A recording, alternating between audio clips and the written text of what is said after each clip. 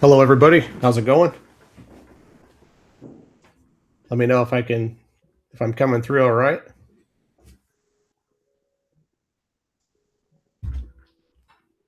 Still on a practice session here, as you can see. We'll be getting underway here in a few minutes.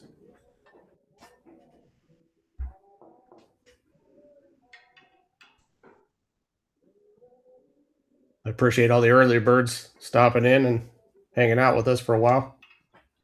It's going to be a good matchup today.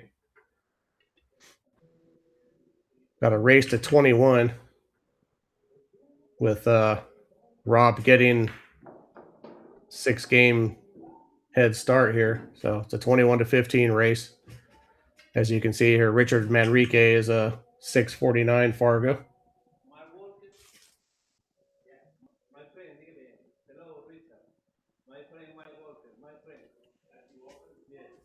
And Rob's Fargo here has bumped up a couple points as of late from he was a 556 here a couple weeks back. Oh, awesome. Thanks, Rob. He's now 563. He's got 700 and some games in the system. So he's established, but this Fargo will still move around with some wins and losses. I don't know for sure if this match is getting reported on Salado.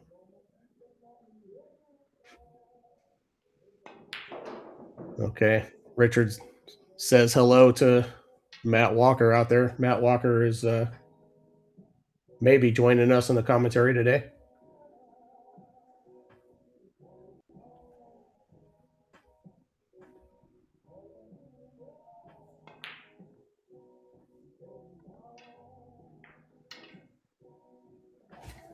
Yeah, that's pretty good, Rob. Two points after one session. My Fargo's been the same for I don't remember the last time I moved a point, and I have coming up on 6,000 games. So okay, this match will be reported to the Fargo system via the Salado app. We got some pretty exciting news. We recently crossed the 500 subscriber mark, and that's opened up some exciting features for us here. You might notice in the chat we've got a super chats enabled now.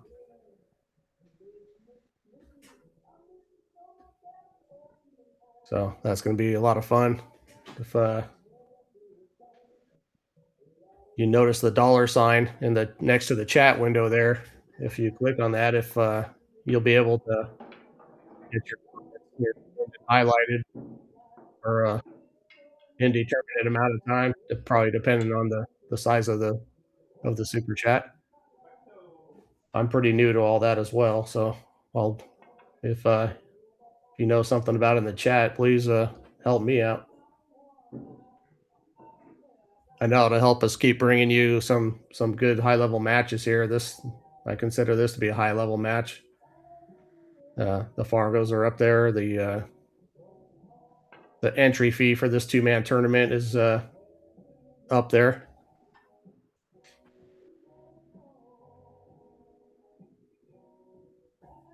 So this is going to be a lot of fun today. Nice long race for your viewing enjoyment.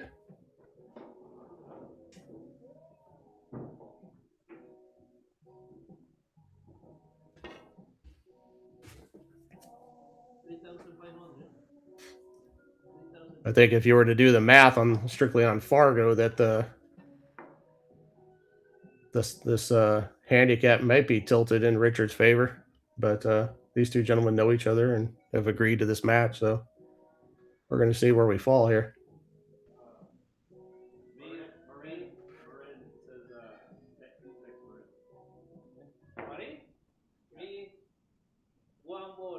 One more plain ball predator, different color, different.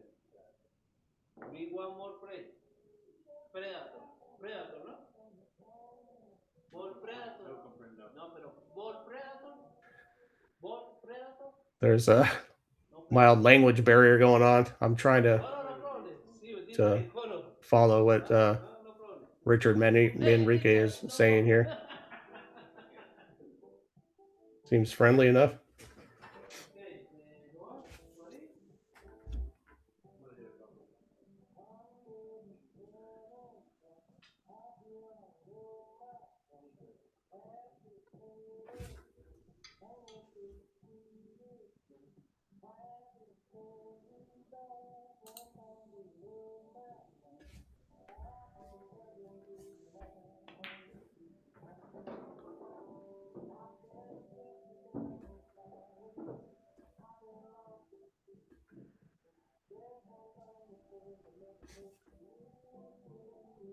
So we're gonna be excited to see how the super chat thing works out. If you have a pool related link you'd like to post in the chat, we encourage that. Trying to build a pool community here around this channel, and if you've got some local tournaments coming up or anything you'd like to discuss or a product that's pool related, you can use the super chat feature to have that pinned in the chat today.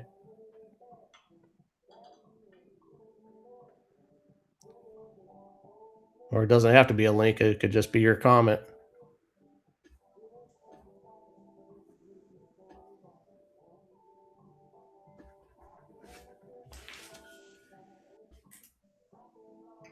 We're going to be giving away an 11 ball TV T-shirt to the top super supporter today at the end of this match.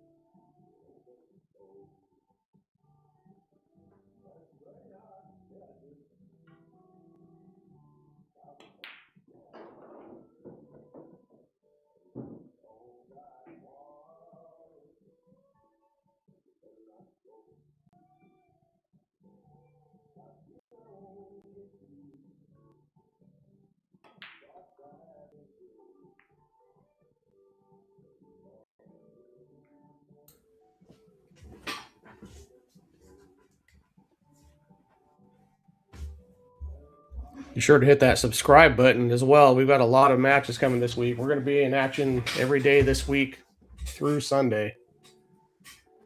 There's matches lined up tomorrow, Thursday, Friday, Saturday, and Sunday here. So it's going to be an exciting week.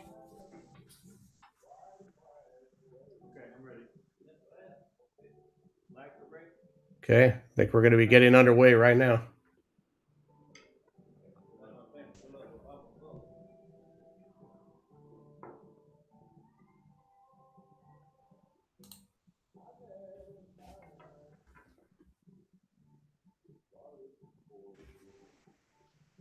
Welcome to the 11 Ball TV from South Africa, sir. It's great to have you with us.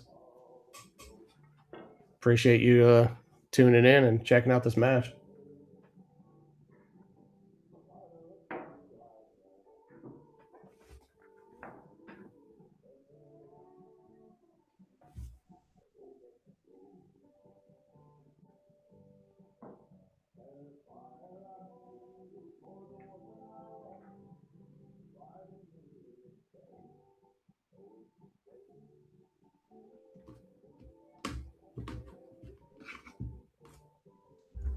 Looks like Richard's got the lag and it's going to be breaking off first here. I'm not familiar with him at all. I've seen Rob play quite a bit by now, but I don't know Richard at all. Well, he's got a very good 10 ball break. We'll say that.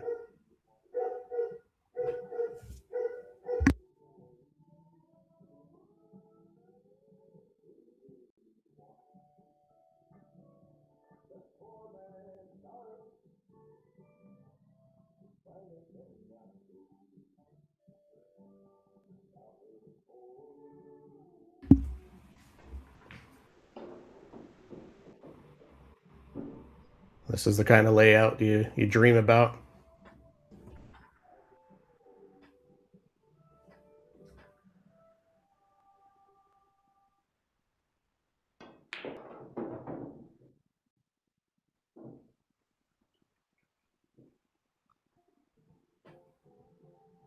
Just about ideal position to get from the 3 to the 4 here.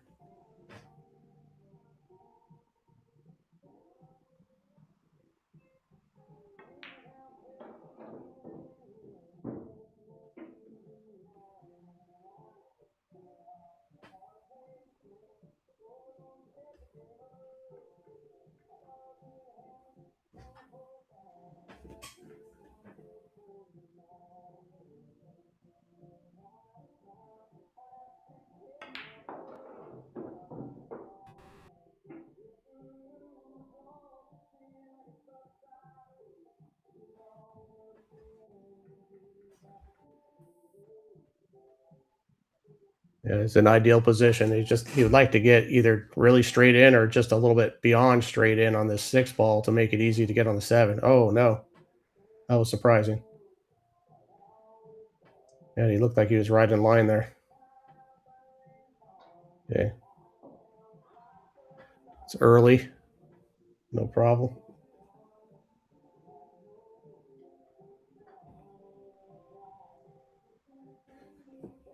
Looks like he's left Rob really straight on this 5 ball, a little bit on the rail.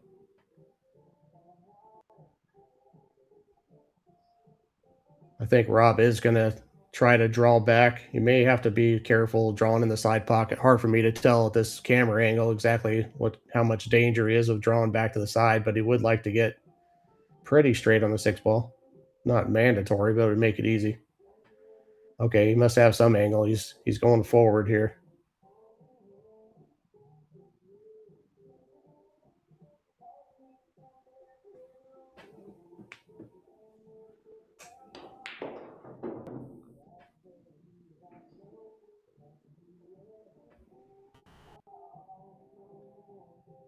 All right, this is not ideal.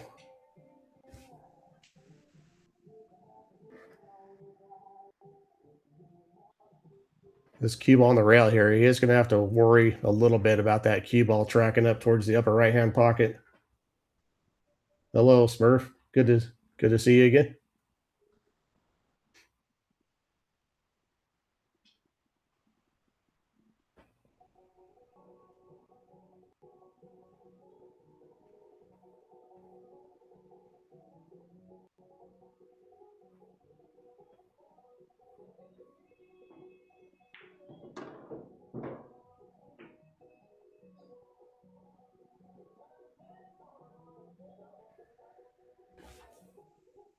Okay, did pretty good. This is slightly thin. Don't have to do a lot with the cue ball. He's just going to let the cue ball kind of go back and forth 2 or 3 rails. Probably end up That's a good question, Smurf. I'm not sure. Uh, I want to say if my memory serves, going back through the channel, there might be some 20K in the middle matches here. So Rob's not afraid to enter a high entry 2-man tournament, if you know what I'm saying. Oh, thank you, Mary Lynn Harrison. I appreciate it. It's my pleasure. First of all, appreciate the shout out there. Okay, this is a little bit of a testy shot for Rob.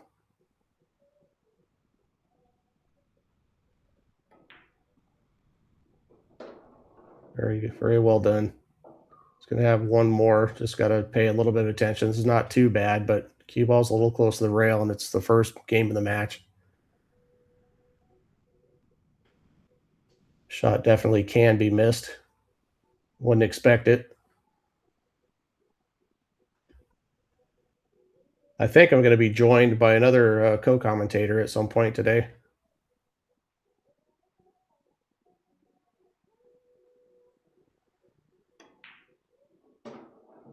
Really nice out by Rob. These early games are critical. It is a long race, but as far as the psychological advantage and putting pressure on your opponent, especially when there's a handicap involved like this, that first win was a bigger deal than you might think.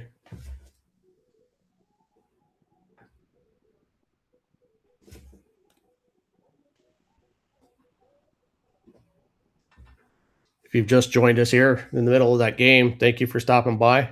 Appreciate seeing you on a Tuesday early afternoon local time. Well, the match is happening in the state of Utah. It's a little after 1 p.m. there. It's a little after 12 p.m. where I am on the West Coast. I'm going to guess it's 8 or 9 where Smurf is at. And the gentleman from South Africa, I'm not even sure if I'd venture a guess.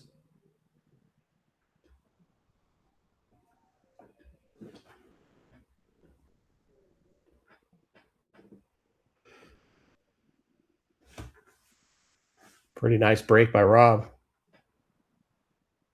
I can't tell if the one ball passes the 3 into the left-hand side. It kind of looks like it does. Looks like his cue ball would kind of want to bump into the 7 here if he's going forward. So he's going to have to figure out a way to get some position on the 2. If he can't, we'll see what he comes up with.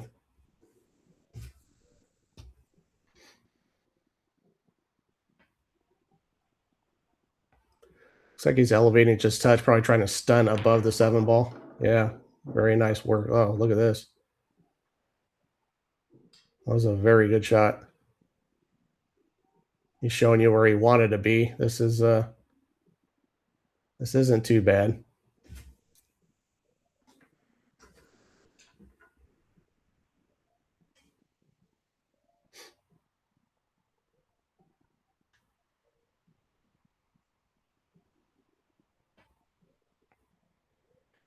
I think he's going to try to draw back to the same rail he's near now and play the 3 in the same pocket as the 2 ball, which will be the right-hand side pocket or middle for some of our European viewers.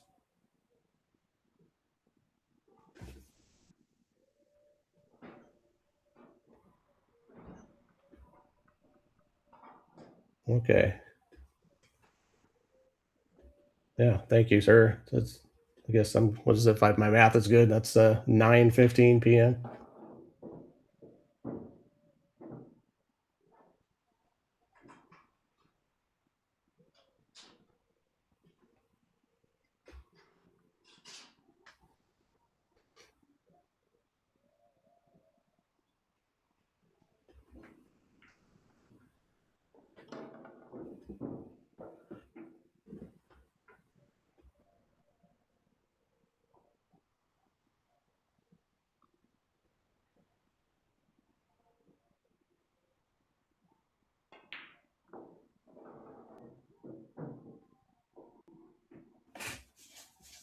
Richard doing a pretty good job of staying in line here, which is important on this table. This table is not very forgiving.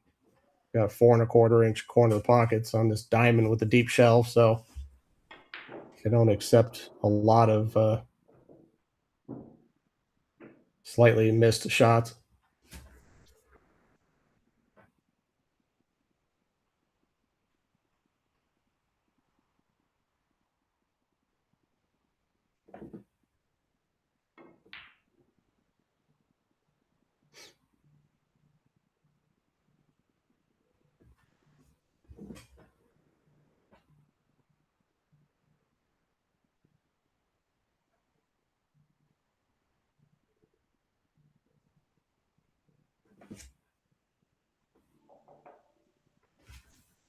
This shot here on the seven's a little bit of a thin cut into the corner. It's makeable, but gonna have to hit a pretty delicate speed to hold position for the eight. So I'm not sure if he's going to take it on. The safety, there's some easy safety opportunities here. Rob tends to play somewhat aggressive though, so we'll see what happens.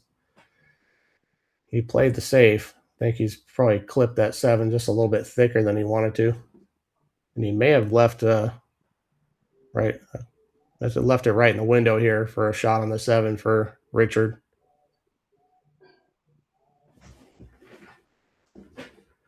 His speed on the cue ball was pretty good. I mean, it's pretty unlucky to leave a shot through this pretty narrow gap here, but he has done. So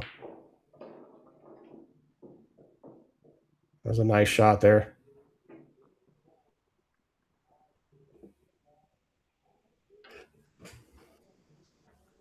Good chance we'll be playing these three remaining balls all in the lower left-hand corner pocket. Well,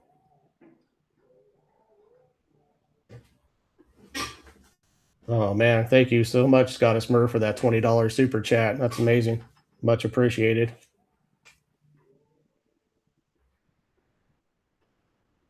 I don't know if you were quite here yet when I announced, but we will be having a T-shirt giveaway for the top super supporter of the day for this match. So far, you're well in the lead, sir. I can't thank you enough. For anybody else who's just tuned in, we recently crossed the 500 subscriber mark, which has unlocked the super chat feature for us. So we would encourage and greatly appreciate super chats, super thanks, super stickers, anything that all helps the stream, helps us grow more, helps us keep bringing you this these pretty high level matches here. This one here is I'm going to call it a two-man tournament with a $4,000 entry fee. Oh my. Okay. Yeah, you're right. I did. Okay. I don't know what the exchanges are currently. What is it? Used to be about 3-2. Now it's probably 7-5, 6-5, or something like that. I'm really not sure, but it's doesn't matter. It's greatly appreciated. So yeah, it is even more than $20. So thank you very much.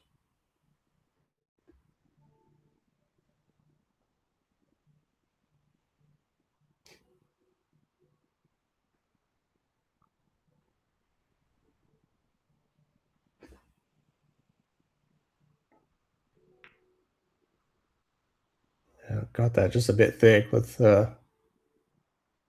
pretty good speed. I think that Richard could probably just see the left edge of this ball. I don't believe there's any sort of an offensive look at it.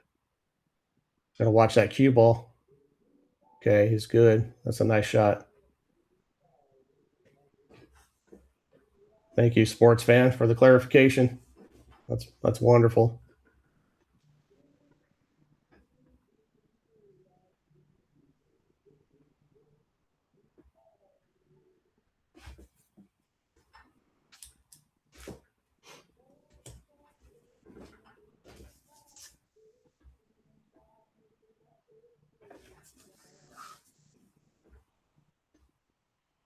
I saw your name, sports fan, on another stream. I'm trying to remember, was yesterday, the day before, and I It might have been the WPBA tournament. I want to say I might have been watching. I don't remember who Clifton Zlateva. There you go. Yeah, I did see you in the chat over there, so I can tell you are a sports fan, particularly a pool fan.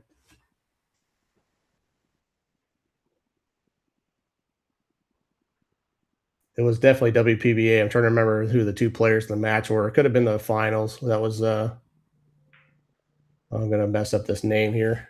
The way okay. Oh yeah, it was almost certainly Margaret Fefalova Steyer versus it was in the final, I believe. Okay. Another safety by Richard MANRIQUE. This is a difficult spot to be in. Rob tends to play if he okay. Can't tell for sure if he called the lower left. Rob likes to play this sort of a safety shot where kind of crosses over the nine ball, and he'll leave the nine. He may try to leave the nine approximately where the cue ball is, maybe even closer to the center of that rail, and his cue ball up near the upper left with the 10 ball in between, preferably if he plays it safe. Okay, he went for to try to thin the edge of the nine. Uh, okay, this shot appears to be straight in, but I can assure you this is very difficult. You may just have to slow roll this and accept a very long cut shot on the 10 ball. He didn't even tackle it. That's rare. That's a function of how tight these pockets are, and these players know how difficult this table is because it's not every day you see someone pass a shot like that.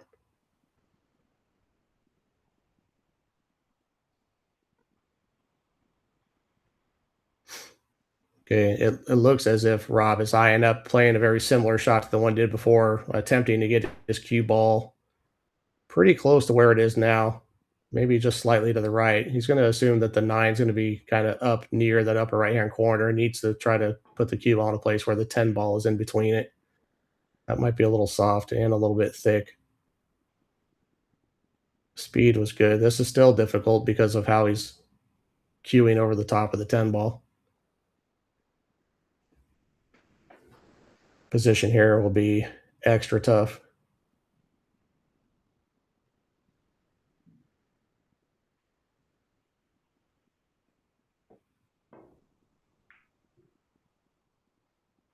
Oh, another very good shot. Very defensive minded here. I think Rob's going to have to try to tackle this one.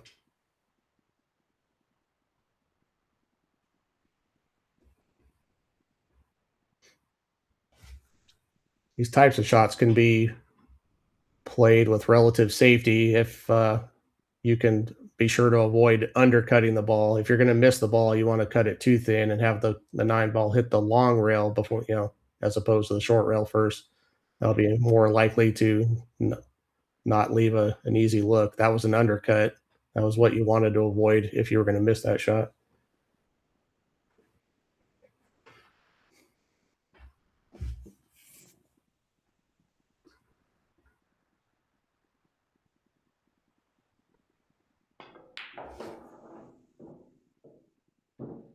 Very good shot there. Could use a little bounce. Not mandatory, but this is very good position here. I fully expect a 1-1 score line here in just a second.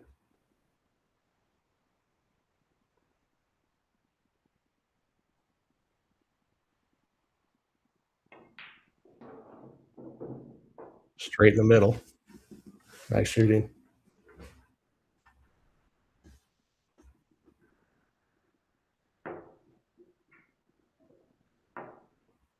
How are you, Ahaldo Jesus, if I'm saying that correctly?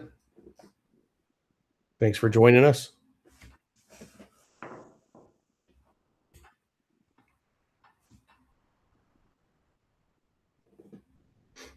If you haven't done so already, we encourage you to subscribe to the channel and hit that like button, turn on notifications because we are going to be bringing you matches every day this week through Sunday. Rob's Rob's got a he's gonna need a personal assistant pretty soon to schedule all these matches for him.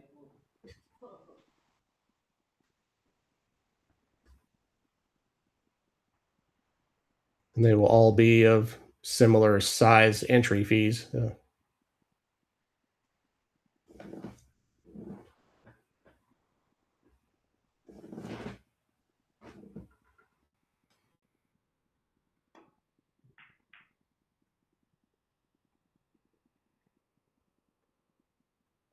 A decent result. Rob was attempting to come in a little further behind that ball and hit it fuller and kick the one ball up table, preferably probably on the other side of the 10 and the 5, but he clipped it thin. He's left a pretty difficult shot.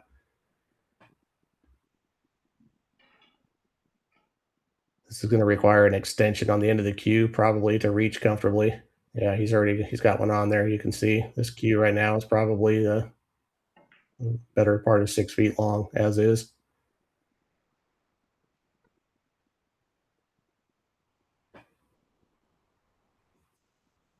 Left the one very close to the pocket, but Rob will be cueing over the top of this 9 ball. Should be very manageable. Just want to get your pace right. Like the cue ball to fall almost exactly in the middle of the table if possible.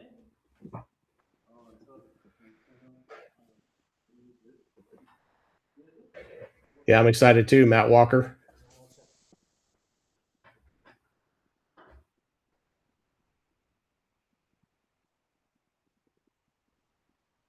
That's interesting. Using the point of the template rack to mark the location of the cue ball for a cleaning, I suppose it was.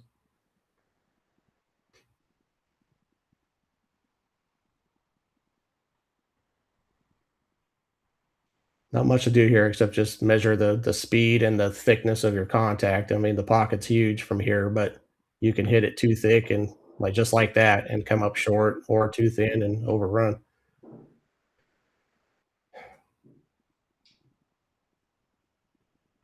Probably a little disappointed in that shot. I mean, it's tough to control when you're over the top of that ball, but he had high hopes of getting out there.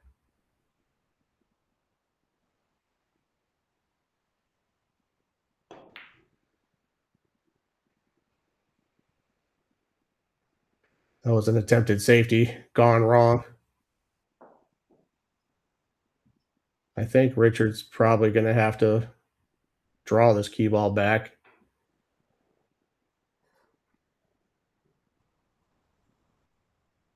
It's got a tiny bit of angle. If he draws back, I think he can come back between the 9 and 6, maybe run into the 6 somehow.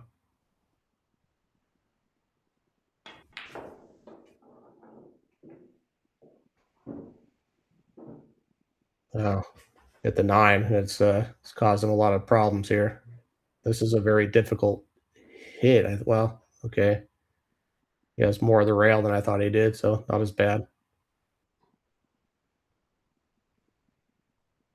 This game 10 ball requires calling the pockets. I don't He may have, and I may have missed it, but it's important if you're even if you're kicking at a ball that seems obvious, if you're banking or kicking at a ball, it's pretty critical for you to call the pocket to avoid any disagreements.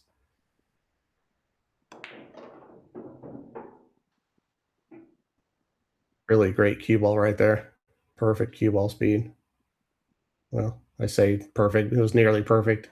It's falling a little funny, just slightly on the wrong side. He would have stopped 2 inches shorter or gone 2 inches further. This would be a lot easier.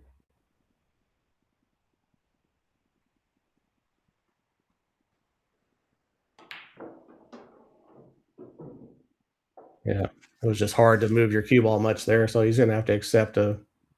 This is a fairly tough shot. Fortunately, position is pretty natural with the correct speed. You don't have to do anything to manipulate the cue ball for position. You just gotta stay still and get this in the pocket with the correct speed. This cue ball will end up somewhere about where it is now.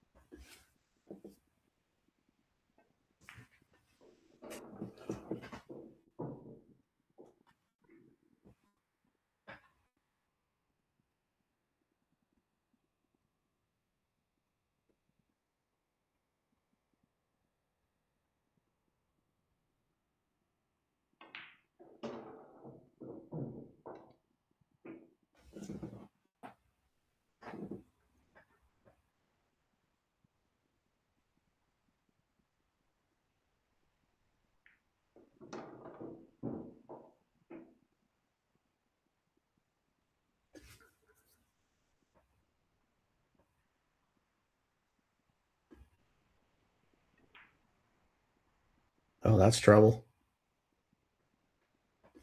This table won't accept that. Not that much.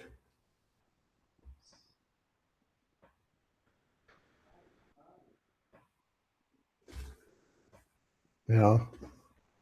Rob's probably gonna have to kick at this. He may opt to jump. I would never attempt to jump this shot, but Rob's much better with the jump cue than I am. I would never attempt to jump a ball where I have to carry the cue ball this far and shoot at a ball that's this close to one of the side cushions. Looks like he may not either on this particular shot. It's just too risky. Well, he's looking like he might have a slight, like if he can swerve it slightly. I'll kind of try to measure what kind of, yeah, I don't know if I like that so much. Yeah, he's going to try to curve his ball here. He needs to get in here and make his ball bend this way with my crooked line there. This is tough. Oh, hit it great. Real delicate. Still not quite home free yet.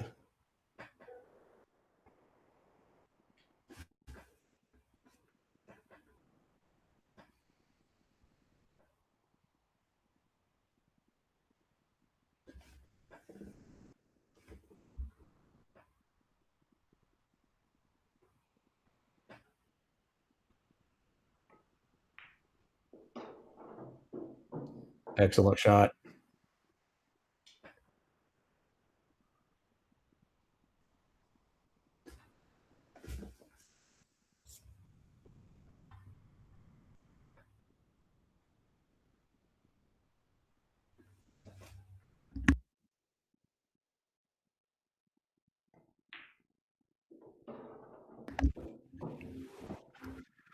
All right. Very nice out after a little bit of a surprising miss by Richard.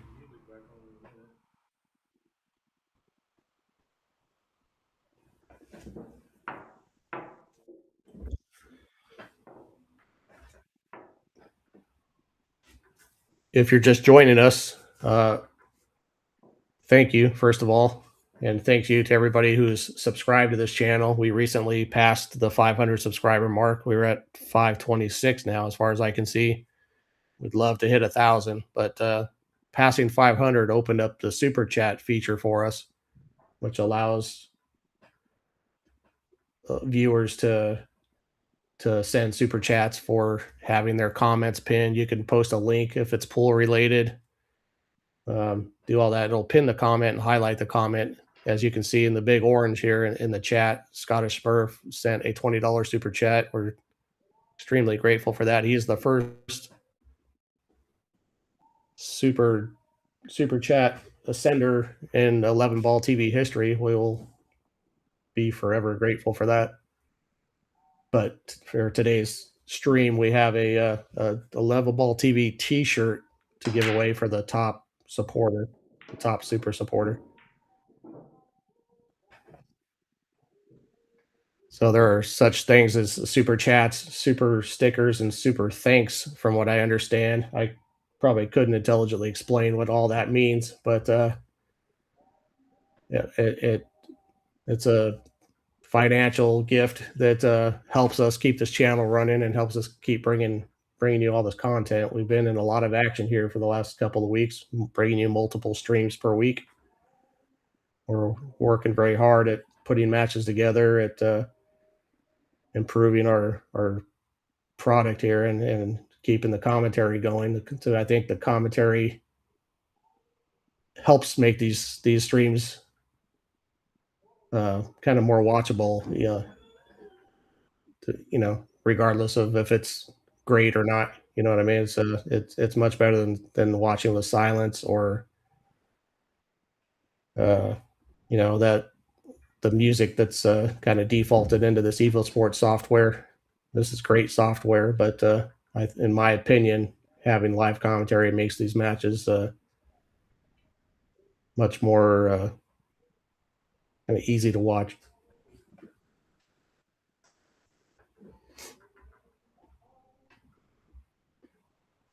So we certainly encourage you to send in, and be happy to send a T-shirt to our top supporter of the day. So thanks again.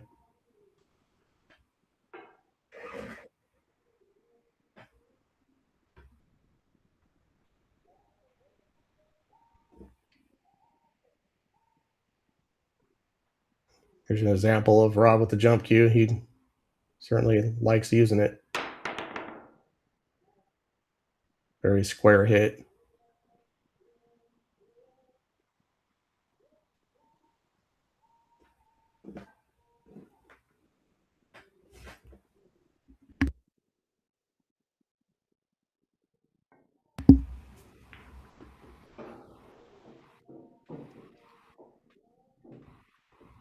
Very good shot there. Looks like he's probably fallen on the correct side of the two ball just to go forward and have a pretty easy shot on the three.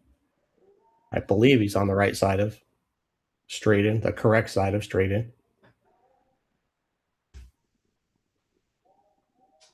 And kind of take a look at that real quick.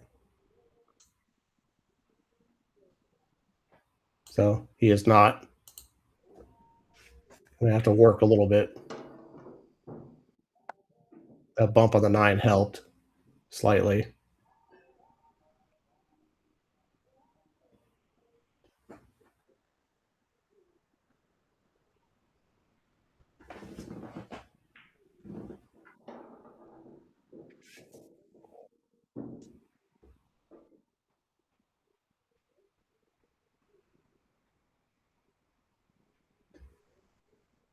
This all lays pretty nice now. It's just the difficulty factor of the table that's getting in between him and being out here. This table plays tougher than most.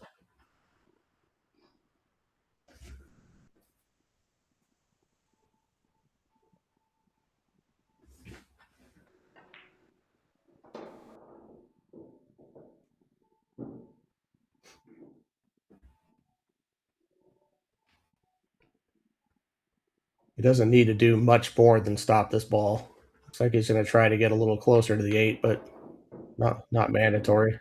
As you can see, he's nearly on the same line.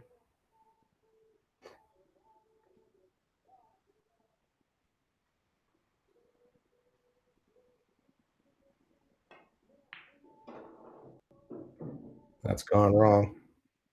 I was just about to say that he did get slightly closer to the eight ball, but the angle he got was not as conducive to natural position as the angle he would have had with a stop shot. So, okay, going back to the safety game here, we're going to see another little safety battle on the final two balls.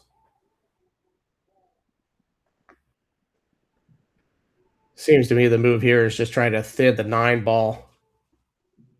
Hit it as thin as you can on this side. Move the nine ball as little as you can this direction, and just get your cue ball back up table.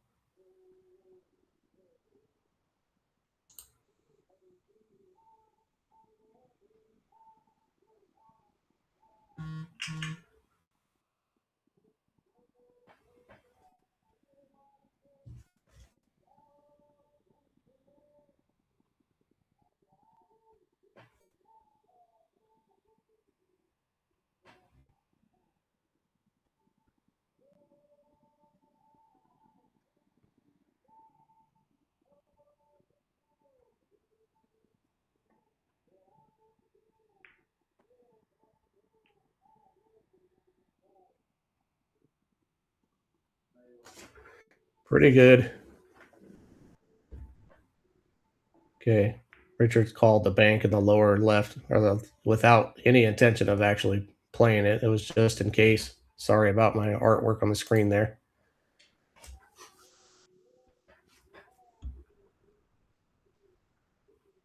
Yeah, I agree. These tables can really kind of I gotta think of a clean way to say this, clench you up just a touch, make you play a little tight.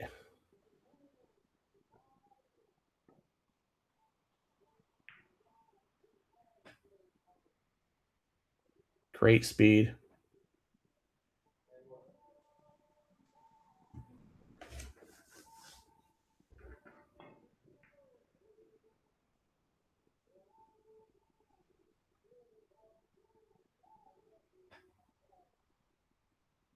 All right. Well, you'd expect this to be it.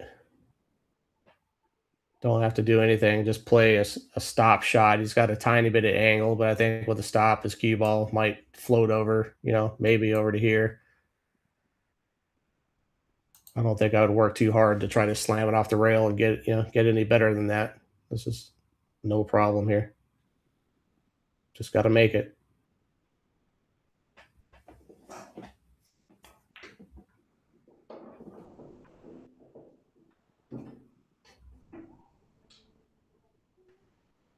In my observation, Rob is particularly good at holding those balls, even with a little bit more angle. I've seen Rob play shots like that where he's got a nice little kill stroke to hold his cue ball you know, with a bit of an angle. He's good at just playing the pocket speed and kind of getting. Oof, came perilously close to missing that 10 ball. It clipped a little bit of the short rail on the way in, but there is a long way to go here. But Richard can't afford to fall too much further behind. He's already got a 6-game spot to outrun. Now it's like an 8-game spot and a slightly shorter race from here than when they started. So it's getting in the danger zone for him. How we doing, Mike? Oh, good, man. Good to hear from you. Yeah, I've been trying to figure out this new setup here. But yeah, enjoying the commentary so far and glad to join the action. But I've been excited for this one all day long. So here we go. Yeah, so you're familiar with Richard, I assume. That's I am. I played Richard and I've played against him many times, and he is as good or just as good as what's his name? Francisco. oh, really? They're all in Okay. this. Yeah, they're all in the same little group there. But Francisco and Manrique play very similar speed.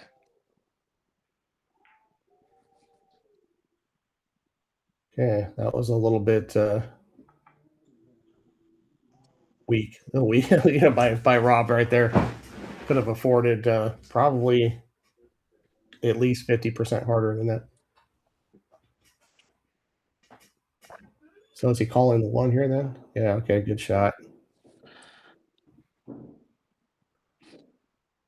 He just got far enough.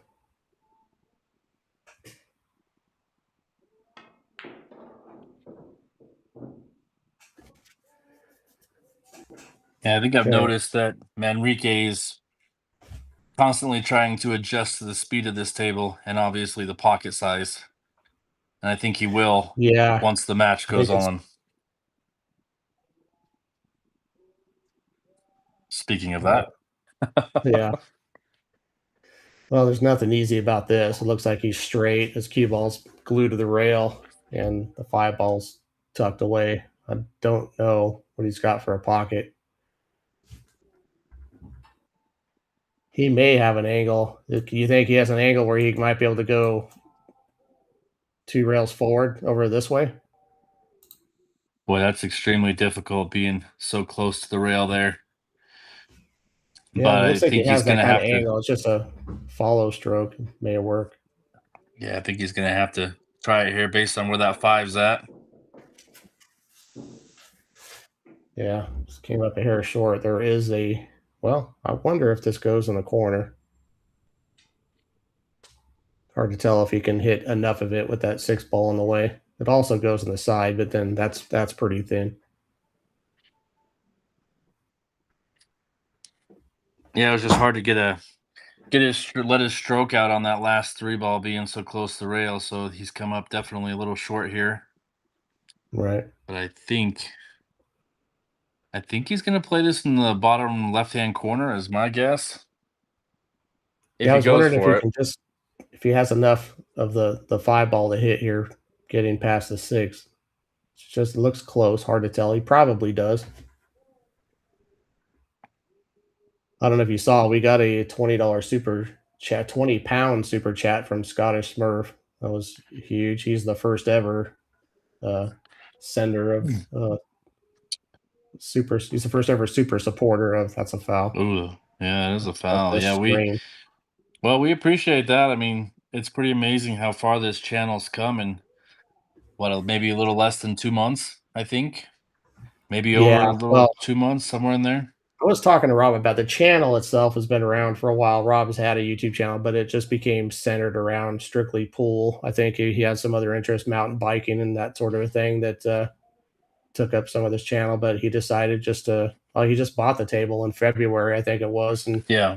then started streaming pool matches maybe in March. So yeah, in maybe 2.5 or 3 months, we've reached a little over 500 subscribers.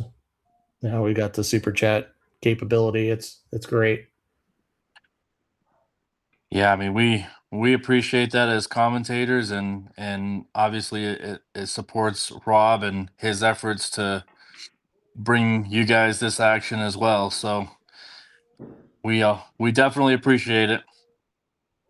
Yeah, Rob's really putting a lot of effort and risking his own, putting a lot of his time on the line and obviously some money to bring this content to everybody. And he's investing himself into this pretty hard. Hey there, Mary Lynn. Glad you joined us again, and appreciate having you on the stream as well. So I want to say hi to Rob's mom there.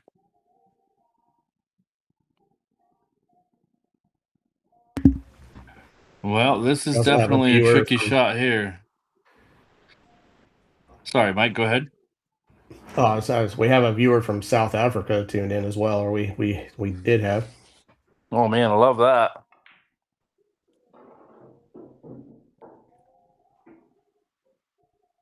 Yeah, very nice shot there. Yeah, it's pretty amazing. I think when I was doing Francisco's match not long ago, during that match we had people from Canada, South Africa, uh, Puerto Rico. I mean, just the reach of the channel is pretty amazing. I mean, Rob told me some of the people that have reached out to him recently, and I'm like, man, you're getting the attention of some of these badass pool players that are, itching to play and play a lot for money games, and it's just Yeah. amazing. Which players did you I mention love it. just a second ago? Well, I was just saying he's got the attention of some of the players. The one that I'm Okay. mentioning right now is King Santi. Um, Well, I think he's John Schmidt had reached out to him as well. Huh? Yeah, yeah, yeah, yeah. I haven't heard that one, but I personally know John Schmidt very well. Yeah. Um, we played a few sets together here in Jackson, when he's traveled up here, and he's an amazing guy and quite the pool player, I must say. Yeah, he is a very good pool player. I've known John for probably 25 years or so. Well, that's awesome. Well, perfect. Yeah, he used to be from Southern California, and yeah, I remember him going up to Wyoming. Yeah, what a beautiful spot to live. Yeah, he's in Yeah, I believe he's in Rock Springs right now. I think that's where he resides at the moment.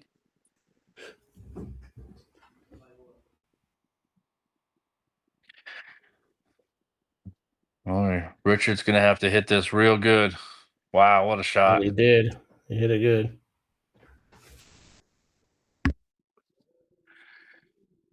Yeah, that was a great three rail kick there from Richard. Exceptional shot. Yes, it was. Speaking of the long distance viewers, our first super supporter is from Scotland as well.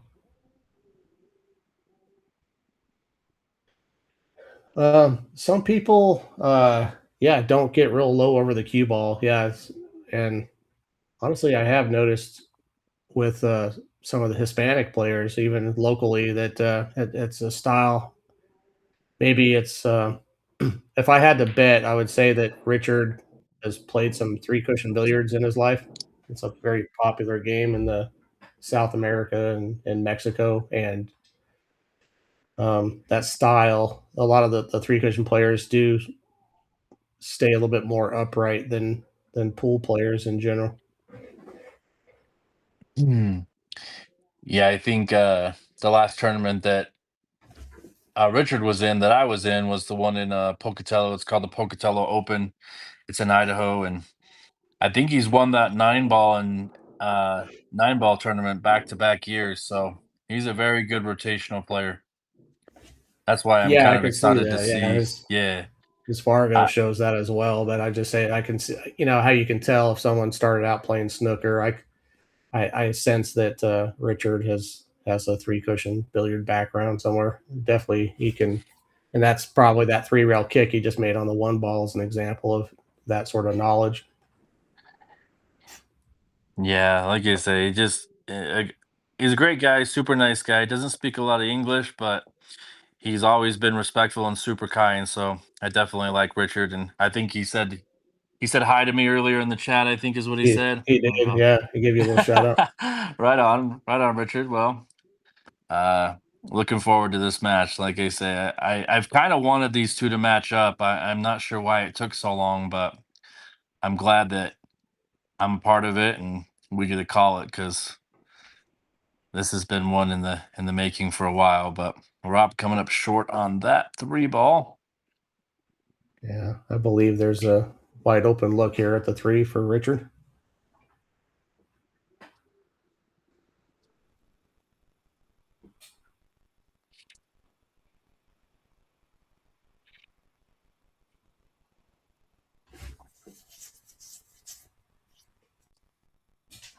Yeah, Richard's Okay. got he's also got a really quick stroke. I don't know if you've noticed that too, Yeah, but I he, did notice that. Yeah.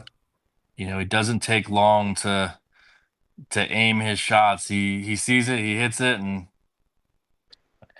Well, it's and away he it's goes. a short backswing and a quick transition to the forward swing on a stroke. Yeah, it. You might describe it as pokey, but he certainly gets the job done.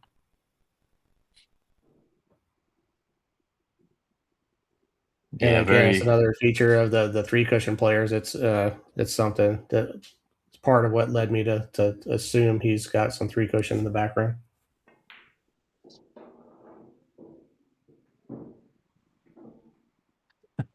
Yeah, that's pretty good.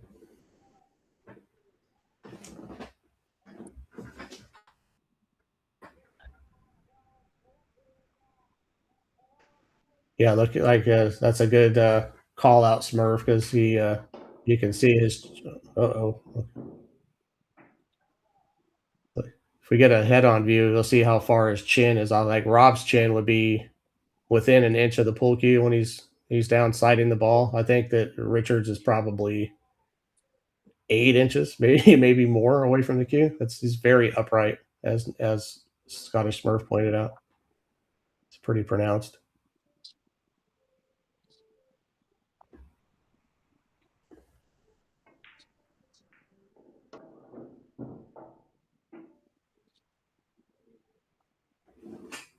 Okay, well, he just gave himself a bit of a challenge. So he called the cross bank here. So he's not interested in trying to fire this ball down. So he's playing kind of a two-way shot.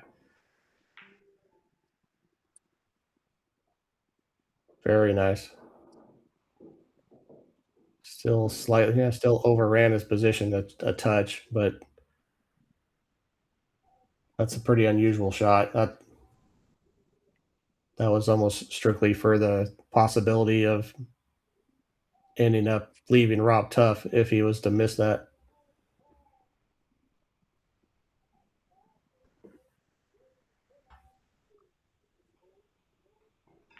All Wow. right, really good out there. Yeah, I'll show you that last cross bang from Richard one more time here on the replay.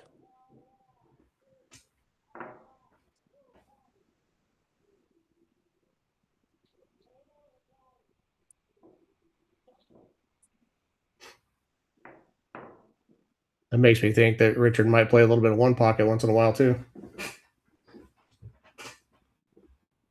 Yeah, I haven't. That one I can't comment on because I don't know. But I'm sure he's got that in his background. But as far as the one pocket players out of Utah, I haven't heard his name come up too often. Again, that doesn't mean he doesn't play, but that was definitely a one pocket shot there. But hey, he nailed it. Really nice out though. Oh yeah, he looked comfortable playing it. It didn't take much time to go there and do the math on, finding a contact point. It looked like it was pretty natural for him.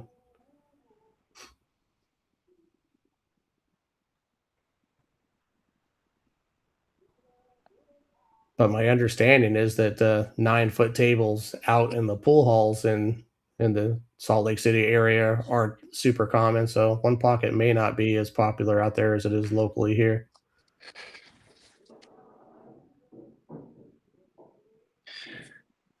Yeah, in terms of 9-foot tables in Salt Lake, I mean, there's that new place that Jorge was playing out of that I know of right now. I can't remember the name of it. Maybe Pockets. Is it Pockets? I think it's Pockets. Yeah. Yeah.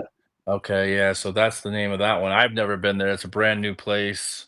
And then Okay. there's a 9-foot table out of in Roy, Utah. Have you heard of Bobby Atkinson? He's played on the stream before on one pocket match with Rob, but I Bobby haven't. No. Atkinson owns Acadia Billiards, which is a pool table and repair company there in Roy, Okay. Utah, and he's got a 9-foot diamond in his little showroom that they play a lot on. Him and PJ and Bobby and a couple others. I know Francisco's been up there. Javon's been up there. So a lot of those players will travel up to Roy if the game is right. So been some big matches there in Roy, but as far as 9-foots, those are the ones I know of. See Justin a day out here in the chat saying everything is natural for Richard. It's weird. Yeah. Yeah. Yeah, he's a great shot. He really is. Yeah. So what's the move here? Is he going to try to check this up just a little bit and fall for the 4 in the the 5 in the upper right, or is he going to try to go I into this stuff? I would think that Rob's going to play this with some inside English. From what I've seen him play, I think he's going to play quite a bit of inside English, try to hold it between the 8 ball and the 9 ball there, and come back behind the 5. It's my guess. Okay. Although the more natural line is probably to play it down in the bottom right hand corner, coming up on the short side. But let's see what he goes with Oh, here.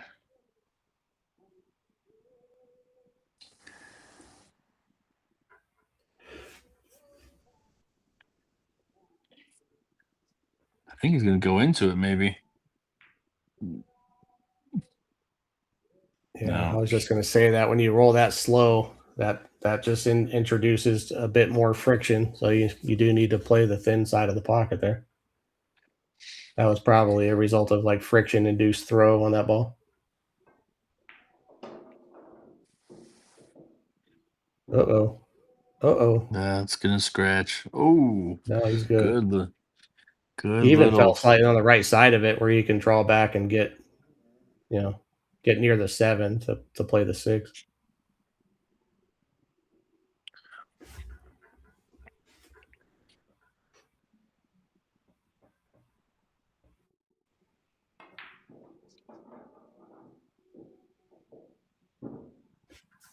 Yeah, that worked out really well.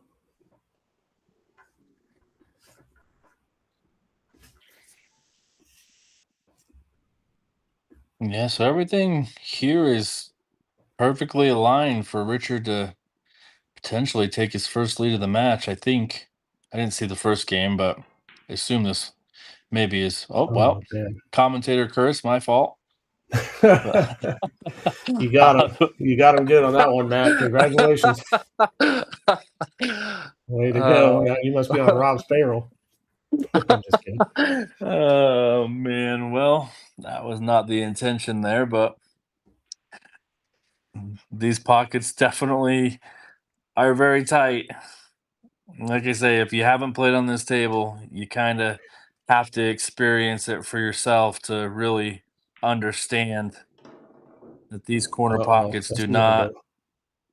bit. You Yeah. got fortunate there. Nice little rub there on the 10. I don't know that if I suspect he might just try to roll this in because it's easy, but you got to worry about falling real straight on the 8 ball. You'd rather not. I mean, almost a stop shot would be better, but we'll see what he does. Or to go a little bit past it, I guess, but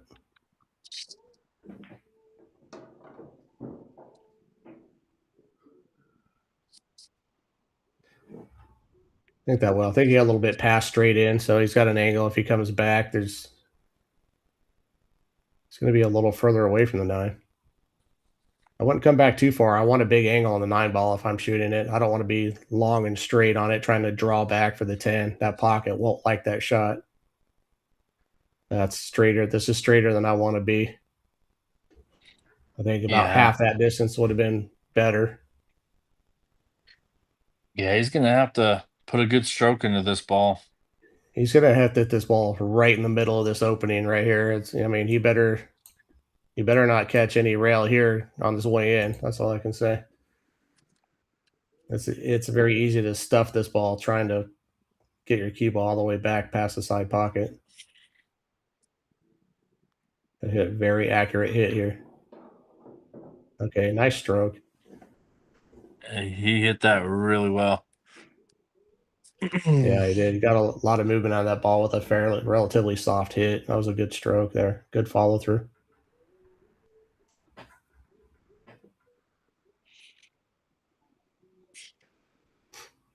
It's kind of an indication of when somebody's feeling kind of confident, that smooth stroke. Nice. Oh. Okay. We're even. I got him. I got him now. Oh my goodness. It happens. It's completely unintentional, but sometimes we just gotta wait. Look Oh how man. far this is a good example of how far away the chin is from the cue when he's aiming here. Kind of a lot of cross movement there. He kind of shot across that ball a bit. Oh man, he misses like I do. By a half a diamond. Or and then sells straight up. Okay.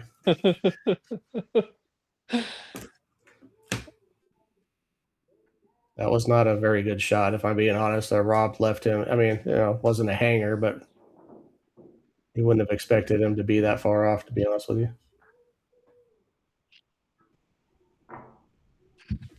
Yeah, sports fan, we both got our guys here. The commentator, Chris, luckily on that game, Rob got it back, but well, Rob's going to take a 4-3 advantage early in this match, and so far, I think it's just a case of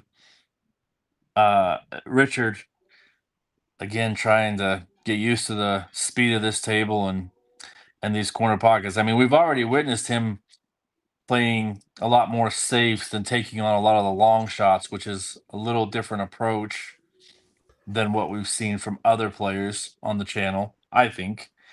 But it's a good idea. It's a good idea because this table plays extremely tight in the corners, so maybe it was his strategy coming into this. I think that Rob can go after this bank shot here with some relative safety. I think it might be worth shooting at with the way the 2 lays, the way with that 3 and 6 there. There's a bit of a wall. If you should miss it, at least it factors in a bit of safety to the miss possibly.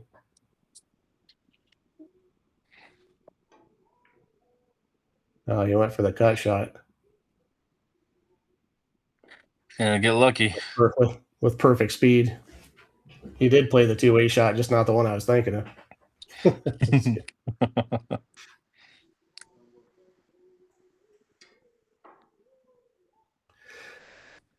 Wow. I didn't foresee going this pathway. Okay. That was a big pocket there for the scratch for going that. I was surprised he went that direction. I thought that he had a way he could have come. He could have come down this way and maybe put it just a bit of spin with it would have been a big ball with almost no possibility of scratching. The way he went was extremely risky and he paid for it. Okay. Well, I think Rob should clearly start out with this combination. Looks like he's looking for a way to avoid it, but I don't think it's necessary.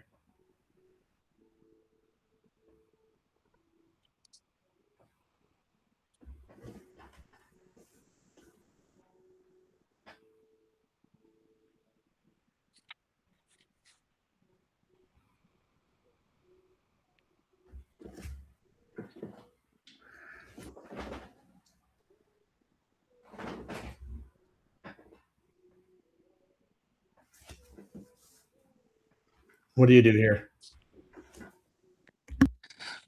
I mean, there's a slight chance he could try to target this 3 foul, but I don't think he's gonna do that. I I think think the he's table gonna. lays pretty wide open Yeah, here. yeah, yeah, yeah. I agree. I agree. Oh yeah, Francisco is in the chat. Yeah, it is good. Yeah, muy bien, Francisco. No problema. So, mucho respect. I don't know how to. That's about all I got right there. I'm out of Spanish words.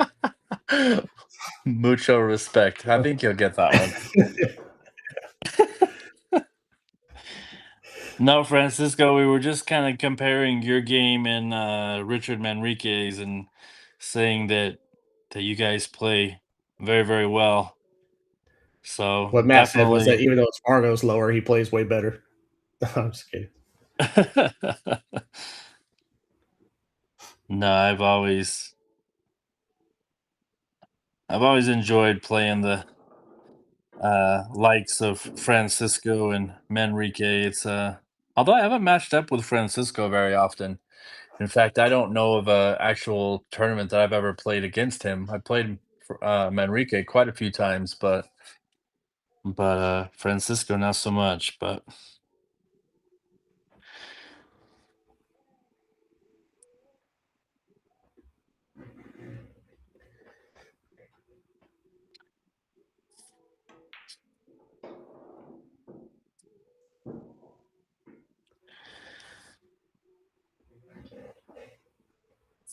well, I'm not necessarily gonna say any.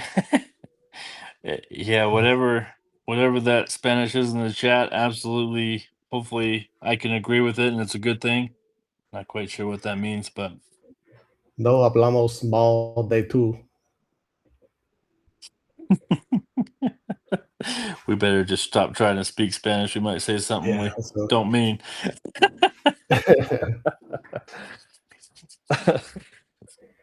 I actually had some guys on a job site a long time ago. I was working on teach me how to say "Don't talk bad about me" in Spanish. Just because long story. We'll get into that offline. And that's pretty funny.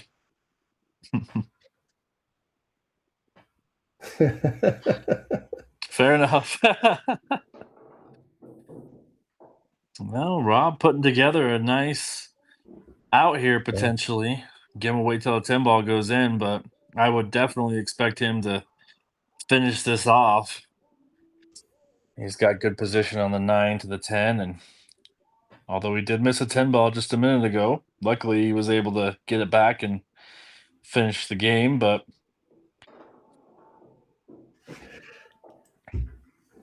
hmm, probably a little steeper than he wanted, but Yeah, it's he's, nice and close. This should not be a yeah, problem. I would And it's from expect out him at to an move. angle where the tightness of the pocket's not a big factor.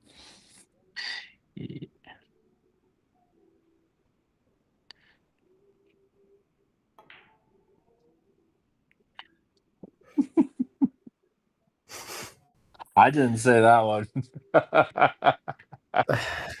Oh my goodness. In my defense, that definitely wasn't the tightness of the pocket there. Yeah, but that's twice he's missed that same angle kind of going into that pocket. So maybe he needs to make a little bit of an adjustment there. And this time, Manrique kind of steals the game unexpectedly. Ties it up at 4-4.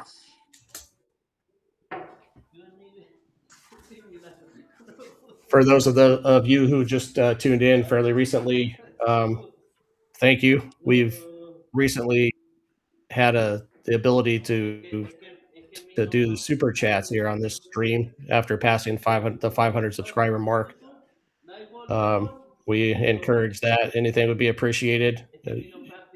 If you have a pool related link you'd like to share in the chat, send a super chat here. You can post a link. It'll stay pinned in the comments here for a while. And we will be giving away an 11 Ball TV T-shirt to the top super supporter of the day. Yeah, while you're Michael doing that, 560. we'll do a shout out to our two sponsors, TarmaHomesUtah.com and the Gutter Boys. So couldn't do it without you guys either. So appreciate you guys supporting the channel. And for those of you that are viewing the stream, for your real estate needs, check out TarmaHomesUtah.com. And for your rain gutters, and if you need a gutter expert, Gutter Boys are right there for you. So take advantage of that, and we appreciate them supporting our channel. Oh, we got a miscalculation on a safety shot by Rob here. It's left Richard an easy shot to start with not so easy position, I don't think. Oh, I had it the wrong way. I thought it was Rob that shot that. And position was easier than I thought. Thank you, Michael. It's our pleasure to bring you these.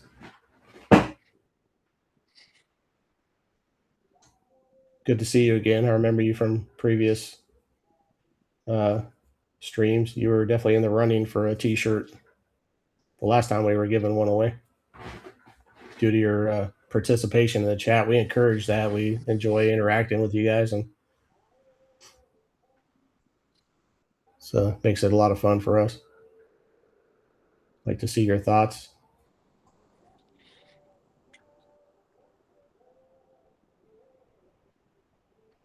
Just gonna have to drift over and try to fall into that gap between the 9 and the 10 for a shot at the 4 here. Oh. Well, fortunately for you, there's a way to get one today.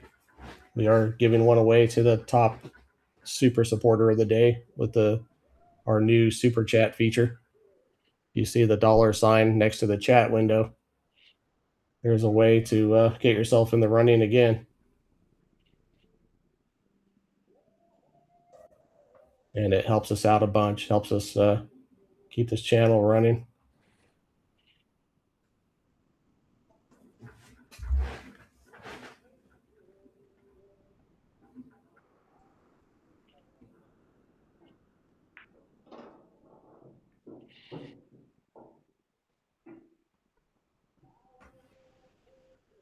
Hey, this out's not going to be the easiest in the world. This, 6 he's got to do well to get on the 6. He does have a good angle to get there, but he's got to use good speed. And then the 7 to the 8 is the next challenge.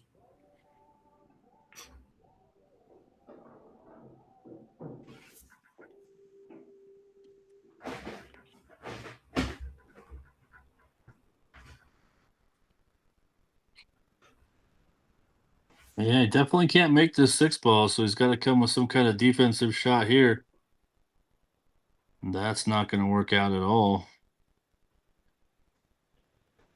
Very The interesting. only saving grace is he's a little on the wrong side of the 6 to get easily on the 7. And if you have a bunch of angle on the 7, getting on the 8 is going to be a little tricky. Yeah, I'm not quite sure what that last shot was by MANRIQUE. It kind of looked like he just fired at that. Not quite sure. Anyhow, brought back to the table here.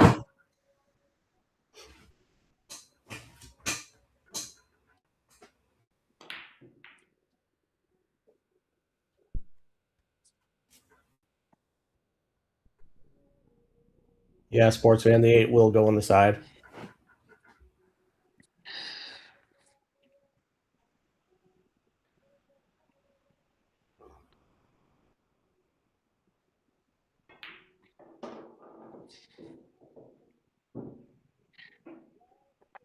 Yeah, That's that's good probably what you're position. going to see attempted.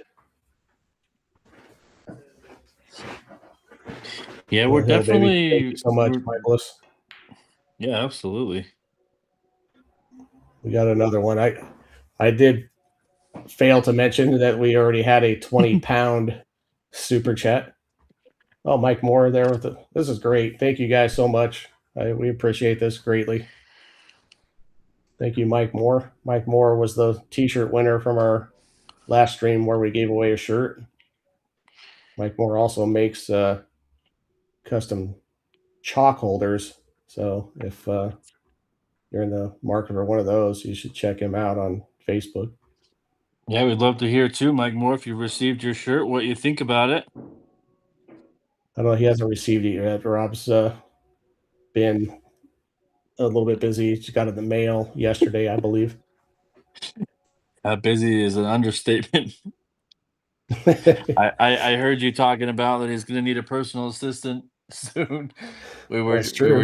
We were joking in a side chat here yesterday about when Rob was letting us know about all these matches these guys coming up, and I think 3 or 4 of us came out and was like, "Man, you're gonna have to hire yourself some beautiful personal assistant to start scheduling your matches."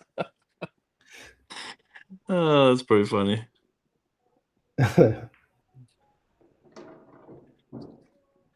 Whoa. Okay. That's not bad. I Mm, thought he was going to fall a little bit thin here. It's kind of a steep cut. Yeah, a little bit.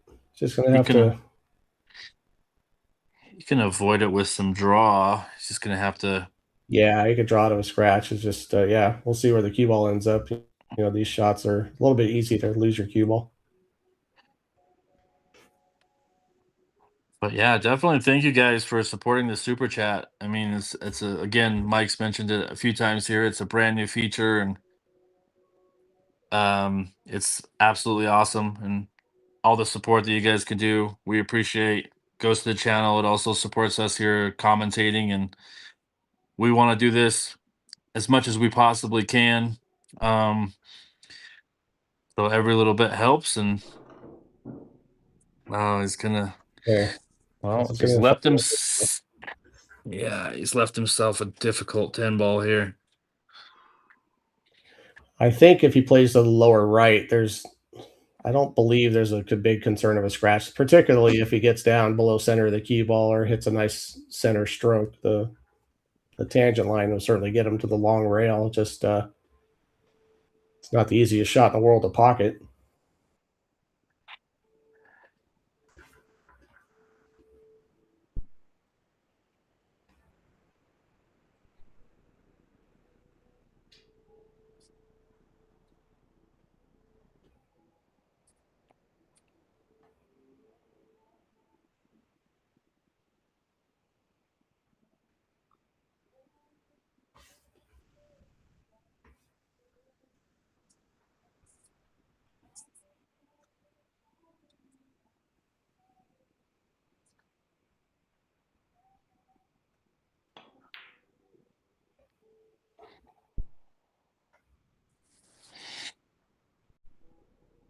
Well, the bad news is he missed the shot. The good news is he's left it really difficult here for Manrique.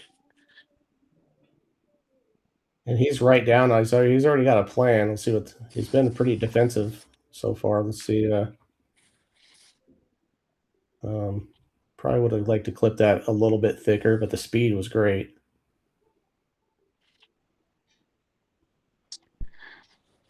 What would you do here, Mike? You think you'd attack this, try to make it, or what's your that's, plan? I want to see that's a your good plan question. here. Yeah, I'd probably have to try to cut this in. I think that's the move. See, yeah, Michael, this four. I was thinking the four railer. I didn't want to say it out loud because it sounds insane. So I'm glad you did it first because it does sound as crazy as I thought it was. I don't think he's ever going to shoot the four railer, but I see what you're saying. I like the shot. I have played shots like that in the past, but this is pretty. I think you need to cut this one. He's loading up with a bunch of right English. I don't or left. I'm sorry. If If the ball's frozen, yeah, this is great. If not, I don't like the inside English. Oh no. Okay, that's game over. That's I assume that's a concession. Yeah.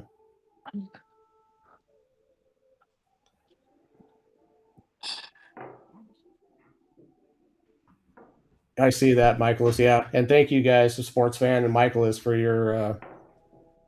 your specific comments relating to the strategy of the current shot. It's fun for us to engage with that. I encourage everybody to share your thoughts in the chat with us. But yeah, these are good. These are fun discussions for me. I see what you're saying. Yeah, you could basically. I did think of that four railer. You can stop your rock. If you miss it, he's almost certain to have a tough shot.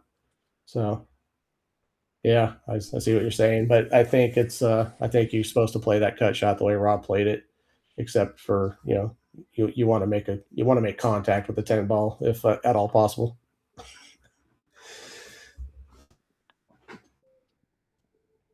Yeah, I was kind of joking about it, but I'm sure Rob's a little frustrated after that one. It's definitely not something you want to do. Is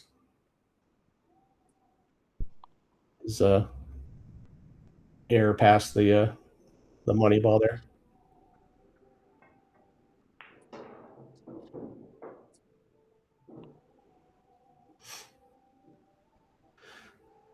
I would say that's unlucky, but he wasn't supposed to run into the three there, and it almost looked like he did it intentionally.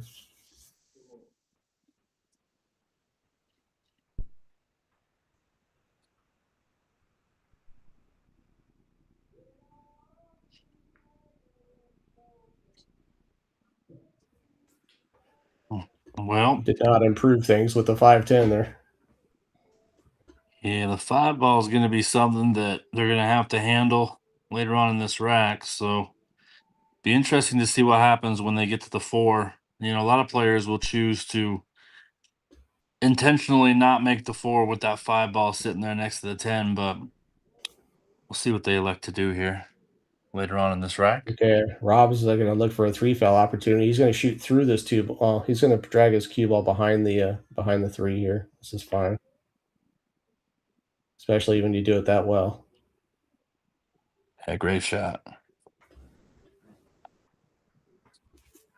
This would put Richard on 2 fouls if he's unable to make contact with the 2 ball here.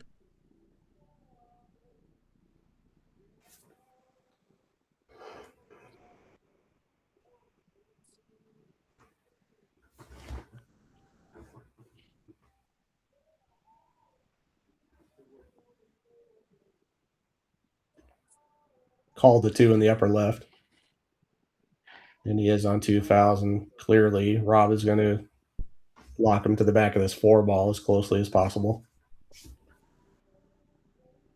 Yeah, this is a really good chance. There's a really good chance, in my opinion, we see the 3 foul rule here.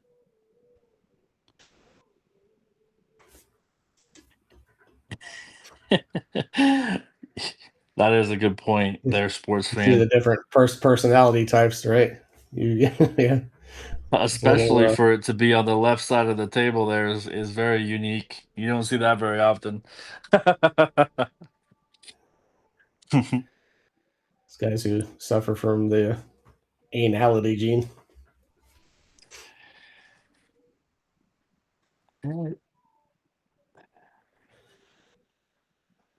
Hmm.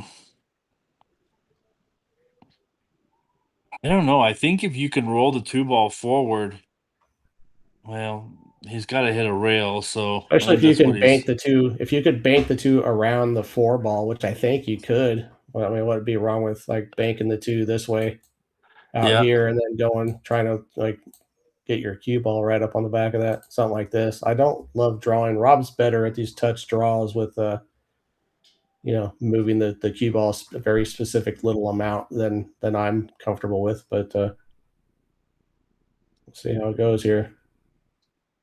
Pretty good. He's got very good touch on that sort of shot. course, if he didn't freeze him to that, there is a one rail hit here.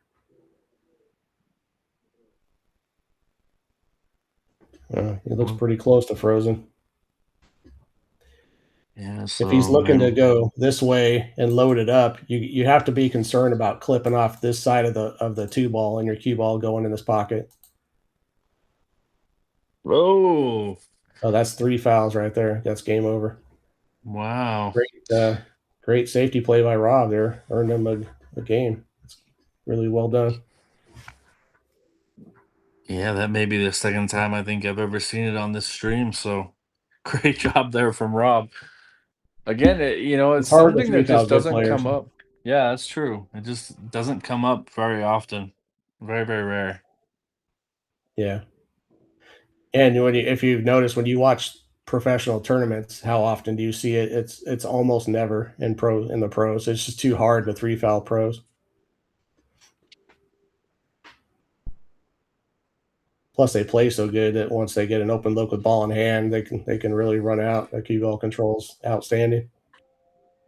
Yeah, it'll be interesting to see how if this gives Rob any kind of momentum after three fouling Manrique in that last game. Sports fan was kind of mentioning that it's an emotional game changer sometimes, and I agree. I definitely agree with you. What a Yeah, break! it can be. I think that What a eventually break! the higher level of player, the more accustomed, the more experience they have with that sort of thing, the more accustomed they are to kind of keep themselves, emotionally uh, present, and they're also used to being shot at, having guys run a couple, 2, 3 racks in a row on them and not wilting under that sort of pressure. So be curious to see how it goes. You saw Shane three foul Efren in 10 ball. Yeah.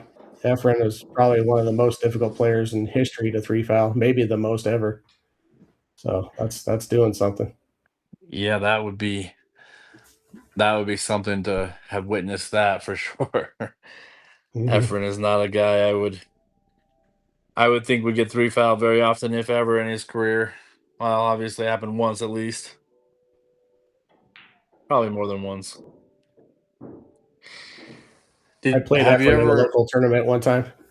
Oh yeah, I was actually just going to ask you that. Have you ever seen Efren personally or played him?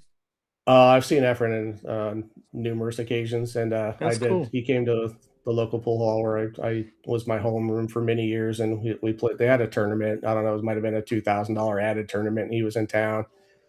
I drew him in the tournament. I I got out on the one opportunity I had. I won a game. I played two safeties on him. He kicked the ball in both times and ran out. So I lost like 9-1, and I played about perfect. Oh man, it's always a humbling experience. Yeah, yeah. I've played him, Jose Perica, Keith McCready. Uh, I I got to played. play Shane. I got to play Shane 2 games at BCA. That was kind of fun. Yeah, that'd be I great. played Mike Massey about 15 games in Yeah, a row one time, and that's that was fun. pretty fun. That was pretty cool. Have you He's ever one of seen the Mike older Massey older do pros. his finger pull trick shot? Oh gosh, I feel like I have. I Well, don't there's know. no Tell cue me involved. about it. He takes the cue ball in his hand and he flicks it out on the table he puts it between his thumb and his middle finger and he snaps it out on the table and plays masse shots with his hand. It's Oh the most wow. amazing thing you've ever seen in your life. You get a How chance to many? find that. Hopefully it's on YouTube somewhere, but Huh, I'll try to interesting. explain it. No, I get what you're saying. I do want to kind of visualize it. I'll look that up. I'll explain it real quick between games if I remember or if someone reminds me just to tell you what he's doing because it's just insane. So It he was plays really great crazy. position. It was really crazy playing him because you would always see him play these super unique shots, and it all comes back to his like trick shot background. It was pretty crazy. Yeah, Michaelis knows what I'm talking about. That finger pull is just like the uh-oh. earmuffs for the kids. Oh, that is one thing we need is a bleep button.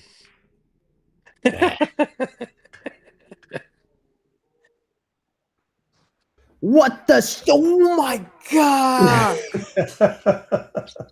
That's what we need. We have to blank out the dirty wordies and put that in their place. That's how you'll know.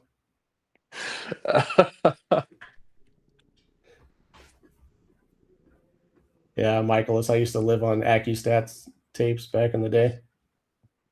VHS tapes. There was actually a Robin Dodson, well, it used to be Robin Bell, the world champion women's pool player back in the day, used to have a pro shop inside of the pool hall where I learned, started playing on big tables. And I used to go in there and rent those videos from her pro shop, as well as buy chalk and towels and all the usual cue holders and all that stuff. I've played her before as well, as far as speaking of playing professional. Wow. This sneaks through that gap. This just got a little tricky. This is hard to actually make a legal strike on right here and pocket the ball. Jimmy Mattia. Jimmy Mattia was a funny dude, though. I can't get enough of him in the commentary booth. He's funny. Pretty boy Floyd.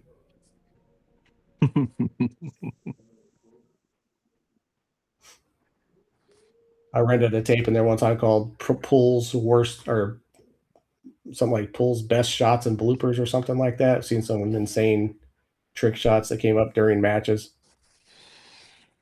I've also I played Jeanette Lee and Georgia Breedlove and Alex Pagulayan, Oscar Dominguez.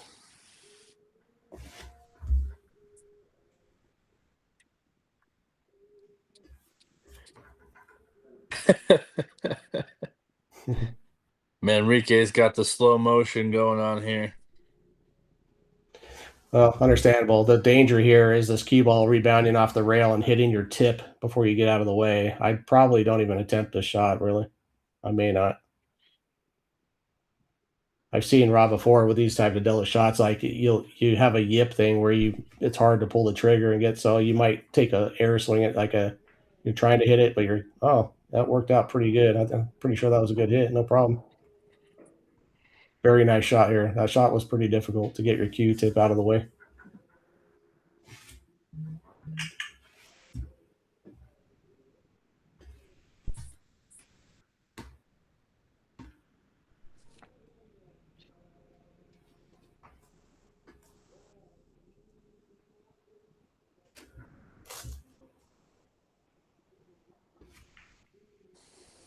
Oh no! I mean, that might be 4 10 balls that Rob Smith? It's at least 3 10 balls. I think it's 4 actually.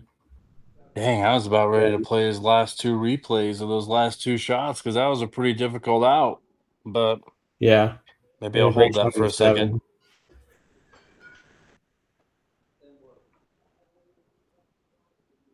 And he's left this a little bit tricky here. Is this a thin cut in the side or?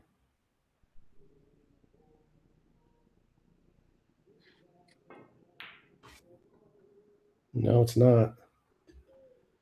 Well, he's gonna get another try at the side potentially. He ain't gonna like this one very much though. Sports fan, I see what you're saying, and on a more forgiving table, I would agree with that. But it's hard not to play the pocket that the ball's closest to, just because Mm-hmm. the corner pockets are so unforgiving. It's still a very missable shot. Yeah, I The corner do. pocket did probably play bigger, but it's a little scary since it's kind of far away. You know what I mean? And I mean, the only way that I can explain that too after playing on this table is, man, that goes through your mind when you play shots like that. I can't even begin to tell you what a Oh, shot. that's about as much width as this pocket will ever accept. All right, well now I can Rob's play been those fortunate last to 2 get. replays here. Yeah, go for it.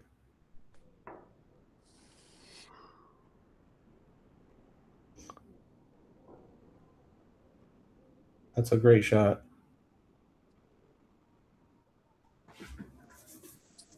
And he was unlucky to kind of strike the 10 and get right there. I mean,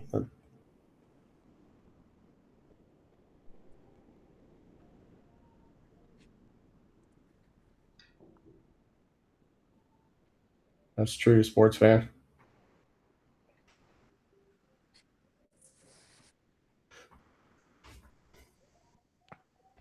What a great out, though. Again, he's gotten fortunate. That's twice he's missed the 10 ball and left MANRIQUE with a difficult shot. Just kind of an unlucky, I guess, attempt at the 10 ball after Rob misses, but he's gotten 2 of those games back after potentially giving them away. And so that's kind of. Sports fan. I play regularly at another buddy's house near local to me. That it's a 9-foot diamond with 4 and an 1/8 inch corner pockets. And Tang Ho is a regular guest over there, so we play ring games all the time. All that, you know. My buddy Marshall's a 700 plus player. Tang's still in the 720s, I think. You know, Tang's not playing like he used to, but that table makes Tang want to never play pool again. And then we're talking about a runner-up in the 1998 U.S. Open 9-ball championship.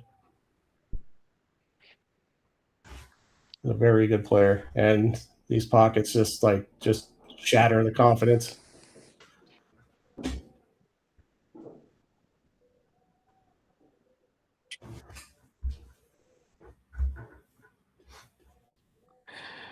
Yeah, I mean, if you've never played one pocket before, that's another game that you can really not want to play pool ever again after playing that game for the first time. Well, especially against a great player. Feel like, am I ever gonna get a shot?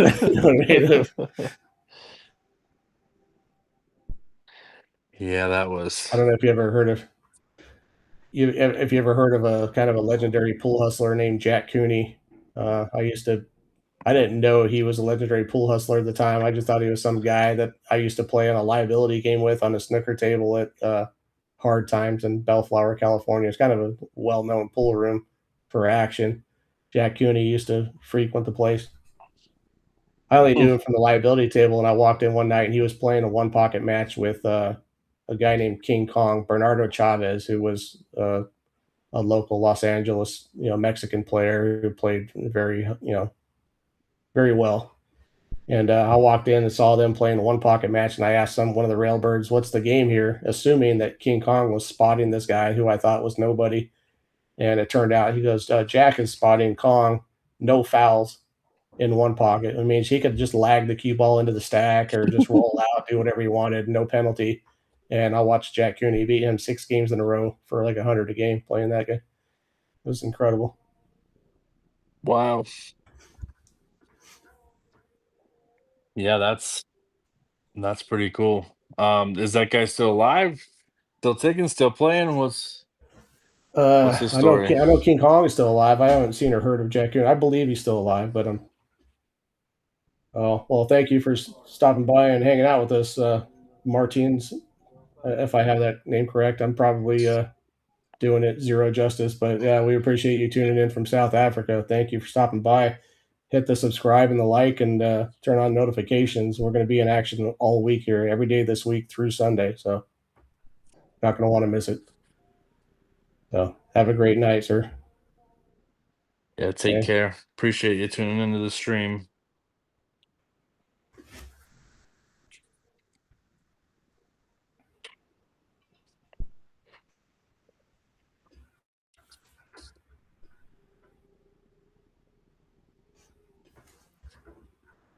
They used to say Jack Cooney used to move to different towns to go to just lay it down for a month or two against the big money players and act like he was taking lessons at the local tennis club, ride his bicycle to the pool hall, act like he didn't know how to play, take lessons at the pool hall, and then end up getting big money games. Like he used to really lay it down, play the long game. It was pretty fun stories.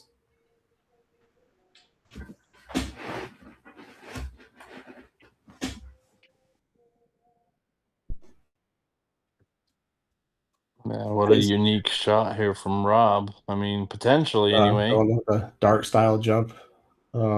Yeah, well, the 10 and the 6 both have him at least partially cut off from 2 railers. I think he might be able to just get by the 10 by going up something like this is what I'd be looking at, but you can kind of see how tight that is going past the 10 here. And it maybe if I was at the table looking at it, I would decide that it's, you only have maybe legitimately the outer half of the 4 ball to make a good hit. So he's gonna, all right, well, we're gonna see a little exhibition shot right here, jumping with the bridge. He's done this before. I've seen him pull this off. He's pretty good at these shots. And he's got a shot at making it. I only made one, just not the right one.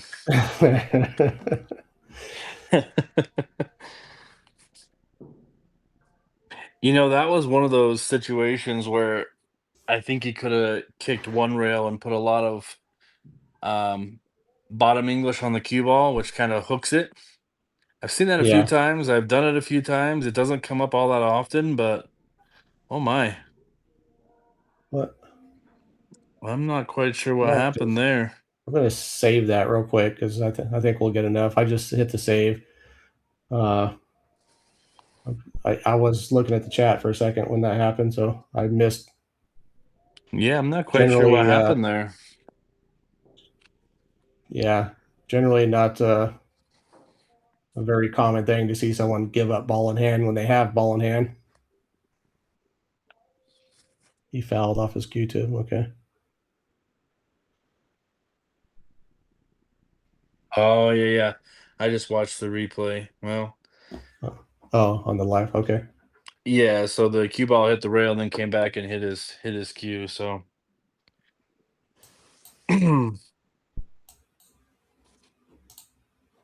definitely good Which is kind of sportsmanship weird. there from MANRIQUE. Okay. Well, he was in a funny spot there, and he's in a little bit of a funny spot here. Is he going to have to try to go up into this corner and maybe just check this up just a little bit and try to come out here? Is that the plan? He I doesn't got a have weird an ideal I got a angle. Yeah, I got a weird feeling that he's gonna try to play this 7 ball in the same side pocket. Yeah, But I don't dislike that. So it's the same in a little bit of inside English to try to check up and come out mhm. this direction. I think is what we might see. He tried to go around. It's going to fall funny. I just don't. Oh, okay. Well, this is still makeable. It's wait. Let me. I think technically it is still makeable. I don't know if you would shoot at it. It's a very thin cut, and your cue ball is going to be moving. I'm not sure what I would try, but it might involve kind of banking the 7, crossing over the 7, and trying to bank it to here while just dropping my cue ball down in this range here, something like that. Just try to get kind of a fat hit on it and cross over the face of it. Something maybe. Have to be looking at it from exactly where he is, but I don't. I think it lays okay. The important part is, well, he's looking at trying to cut this in. I don't like this. This is a near guaranteed sellout on the, and you're probably a significant underdog to pocket this ball in reality. So I don't know if it's the move.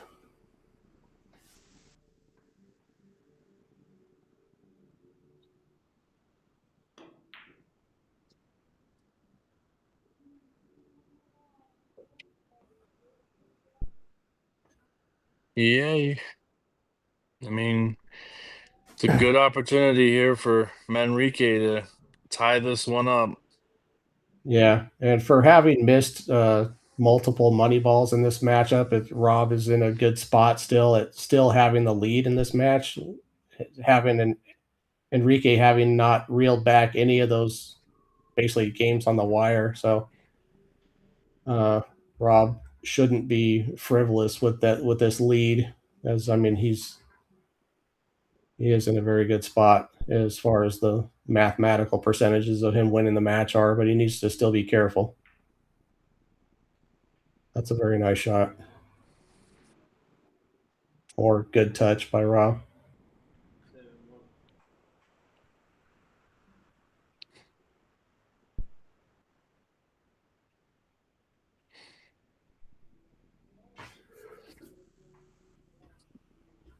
I might have to try to make this 9.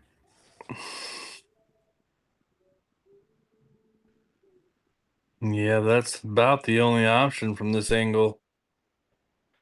You figure if you hit the 9 that the 7 ball should come up here and bounce out in this neighborhood. I just kind of rolling this, with about this speed right here.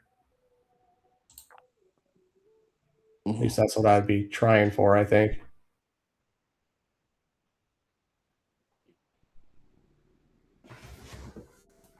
I don't see a very good safety from here. Yeah, I don't either. You don't think you'd be trying to cut that all the way up, do you? I don't think so. I think I you're don't trying think to it make the passes. 9 I don't think ball. it passes the 9. I think he did call the 9. Yeah, I didn't think that passed the 9. I think maybe he didn't think it passed. That's interesting. Okay. Wow. He drilled it. Give him that. To no avail, anyway. Now, if you're MANRIQUE, you have to take advantage of this, and sure enough, he's going to do so here. And Rob just conceded that, and I don't blame him. I mean, I don't think I would have necessarily, but the chances of Enrique not getting out from right there were pretty minuscule. I'm sorry, I said Enrique. I meant Richard MANRIQUE. Yeah, I'm really surprised that MANRIQUE didn't wear his pool shirt that's got his last name on it, man. Every time he plays somewhere at a big stage, he's always got that on. So I'm a little surprised he's got the Utah State Aggie shirt on instead.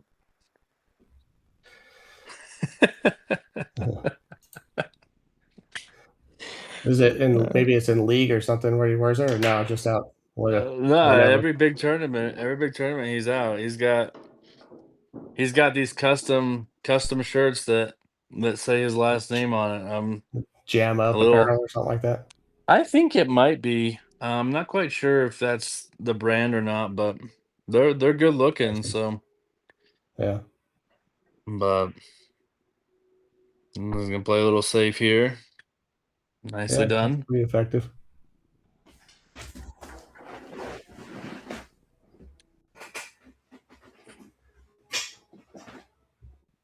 It's got a nice little turnout for this stream in the early Tuesday afternoon. Assuming you're in the U.S., not everybody in the chat is, but thank you for tuning in. You take a second, hit that subscribe button and the like button. We'd appreciate it. We are going to be bringing you matches every day through Sunday for the rest of this week, so you're not going to want to miss them.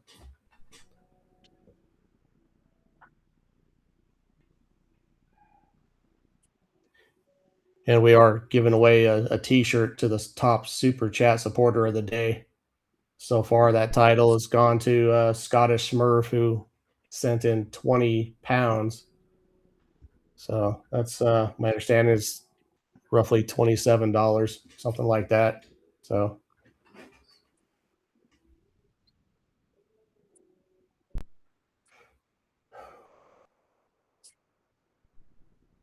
all I really see here is going around this 7, and I think that comes in tight. I think you're going to end up hitting this rail and needing to come off and clip that 1 ball and hit it hard enough that the 1 ball catches the rail. So this will be shot with some pace. I don't know. I don't think he has a direct 2 rail at the 1 ball, but he might. Oh, he does. He hit it great. Pretty nice shot there. Oh, my goodness. Look at this. India. Love it. Thank you for tuning in for all the way from India. That's awesome. Thank you for that. 2 a.m. Wow. Love You to must be a hear real how you cool heard fan. about the stream there from India. Absolutely awesome that you're tuning in.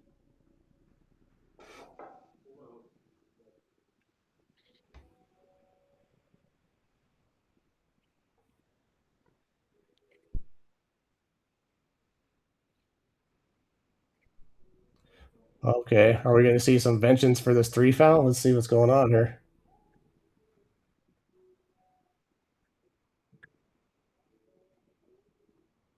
So Rob is on the 1, correct?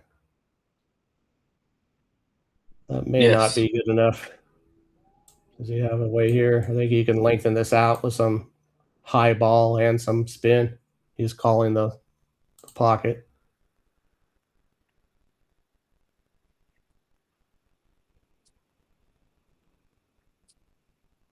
Very nice shot right there. Well, we appreciate you tuning in. I'm not even going to try to start to pronounce your name, but thank you for tuning into the stream. Appreciate that.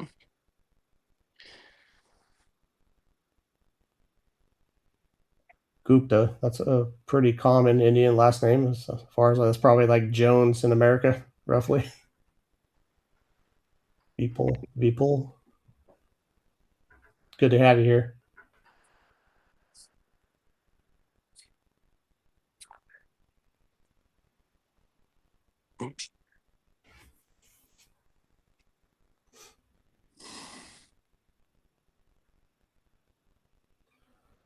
Wow, what did he load that? He put some draw with inside English on that shot. That was a good shot there. Gonna have to find a place for this 3 ball. The way he's looking at it, he's going to try to come behind it near the 9. More like Smith. Yeah. I lost control of the camera angles here. I tried to click on main and did not react. So there we go.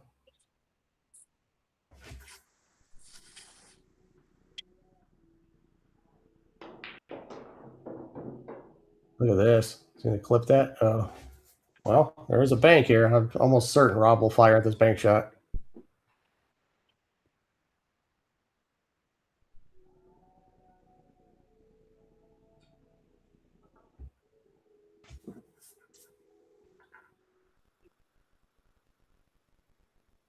Yeah, it'd be hard to pass this one up. Yeah, it looks pretty straightforward.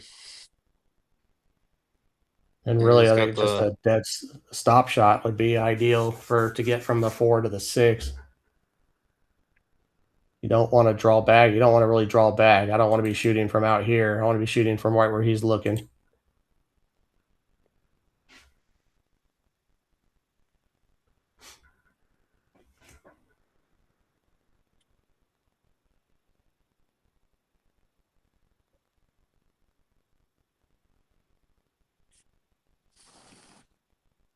A little short. Yeah. Well, it depends. If he wins Hill, his Fargo probably won't move much because they'll be counting the games. I don't know how you do handicaps in the Fargo system. I think you have to outrun the mathematical expectation by a significant margin for your Fargo to go up. It's not just if he wins. If he wins a close match, it probably won't move the needle too much. If he wins, 21 to, or if he wins 15 to, 10 or something like that, it'll probably move the needle a couple points. I think Rob has roughly 750 games into the Fargo system right now. That's it's established, but still, yeah, I think at that number, your Fargo will move around a little bit. With something like mine, where it's coming up on 6,000, it takes a lot to move me.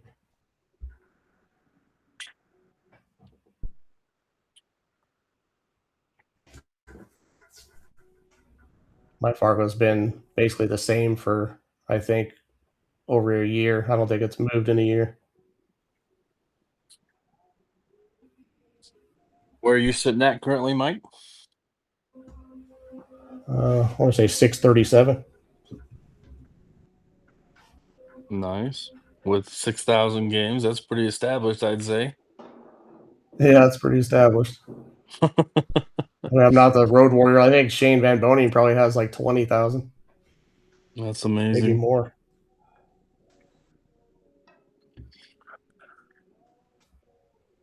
Well, another good chance here for Richard.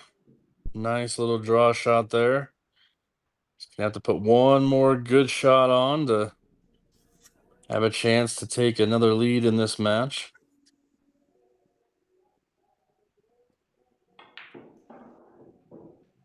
Oh, gonna overrun that a touch. Have to make another nice one in the side pocket. He had, I think his first game that he won was a very similar shot to this in the side, off of an overrun, very similar from from where he was.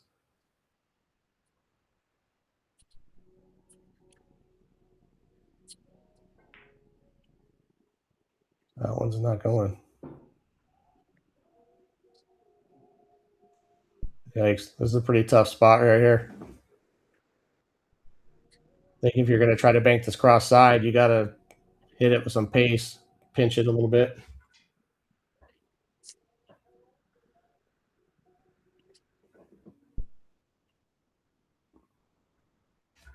I think that's the case anyway.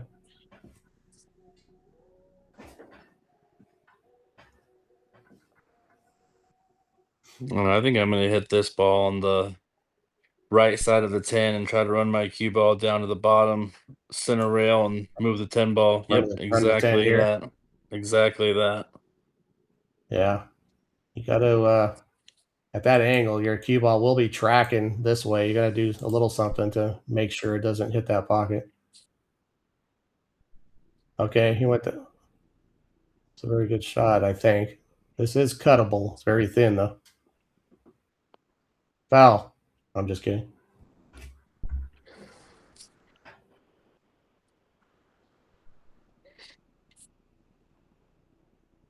Richard's just making sure there's no little chalks of dust or something like that that'll make his 10 ball roll off if he hits it the right direction. It's a little thin. Oh man, bad clip. So I think he's probably conceded that. Well, maybe not. I say that. He waved his cue in front of the first second. What the? Oh my god! I don't think I would concede any 10 balls to Rob at the moment. Yeah, just saying. That was a really unfortunate kiss Well, it's a off pretty that good side shot. pocket. Yeah, it was. But yeah, Rob played a pretty good shot on that 10 ball safety. Could have been better, but he left it pretty tough. Well, so Rob is one game away from more than halfway, so he's definitely leading this match. And again, this first match between these two players, I'm sure this is going to be another rivalry that Rob has created, so to speak. I know Manrique loves to play the game of pool, and I know this won't be the last time you see these two players match up.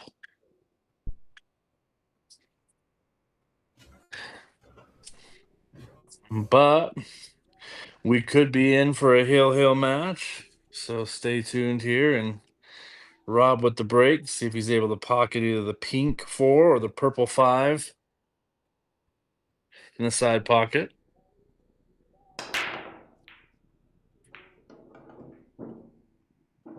And he has made the purple 5, yep. And the 3 ball as a bonus ball. PJ, thanks, man. Appreciate it.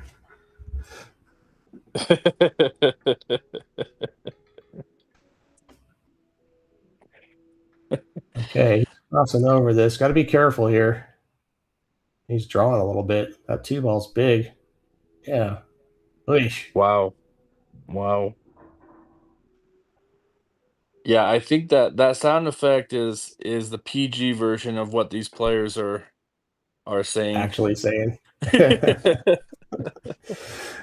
Mr. Gupta, I'm assuming it's Mr. That's a big assumption, but Manrique. Well, Manrique has a significantly higher Fargo rating, so I mean he's supposed to be the better player, better striker of the ball. The score line's not showing that, but so that the confidence can come from that.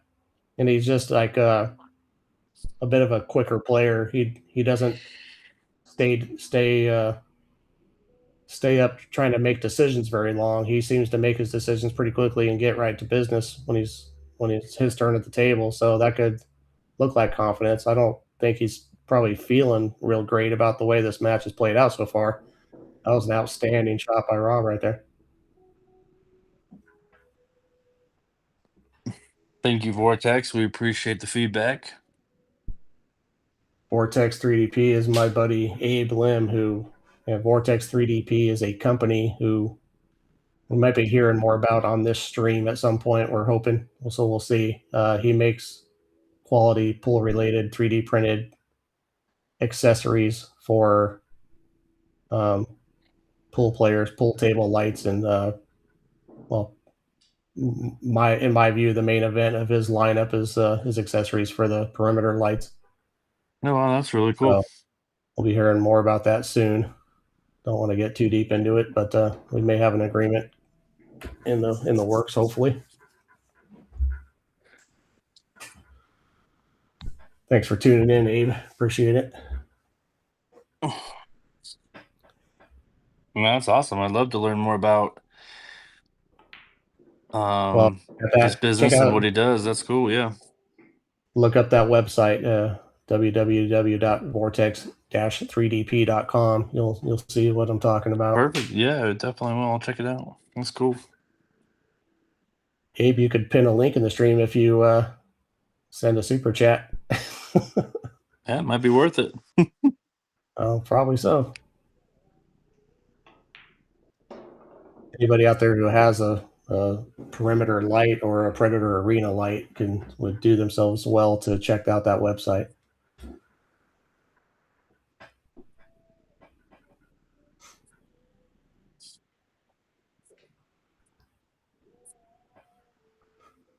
Or if you're a pool room owner, even if you don't have one of those lights, check it out. You might find something you like in there.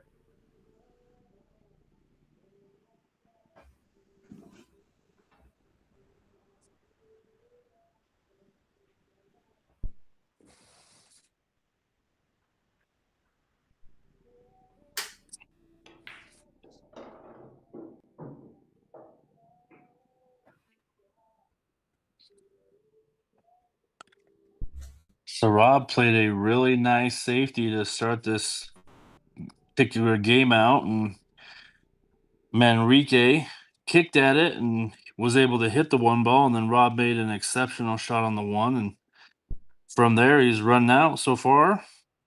And then this 10 ball, which again, don't want to jinx him, but I got confidence he's going to make this one. He's he's missed 3 of these so far. So come on, Rob, knock this one down. No more commentary curse here.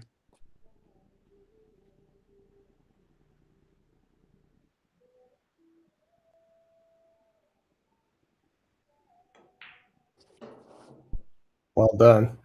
Yeah, that's got to feel good for Rob. Super chat. I'm going to run this video real quick. What's up, Rail Birds? 11 Ball Rob here. Just wanted to say thanks so much for your support and helping us build and grow the community here. And also wanted to ask you guys to show some love to the commentary team. We're going to throw up our Venmo code here for the commentary. Open your Venmo app. It's at commentary, or if you just scan the QR code. Also, there's a link in the description. Anything helps. If you can throw these guys a couple bucks, it's really appreciated. They do an amazing job and help keep these streams more interesting. Thanks so much for your support. Love you guys.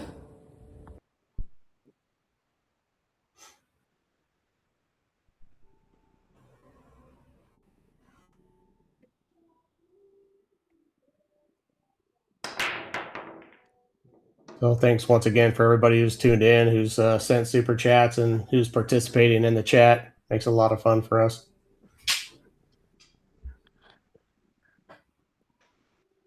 Yeah, I mean, if you haven't done so already, just take a second to subscribe to the channel and hit that like button. Yeah, definitely do that. We'd love to know if there's any newer viewers out there where you're watching from. Again, we've had India and South Africa in the chat so far. That's pretty amazing.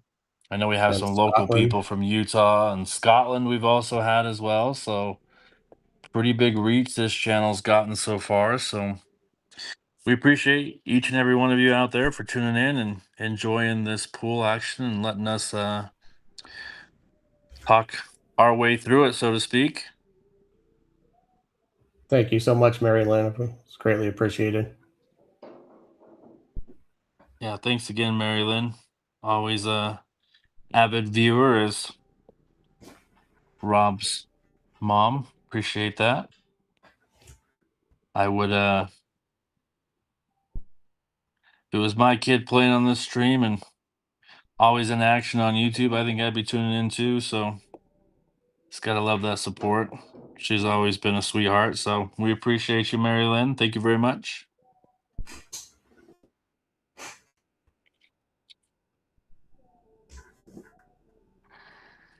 And this again, this would be a break and run for Rob if he's able to finish Oh, this. man. Oh, man. You just got him good. No, I'm just kidding.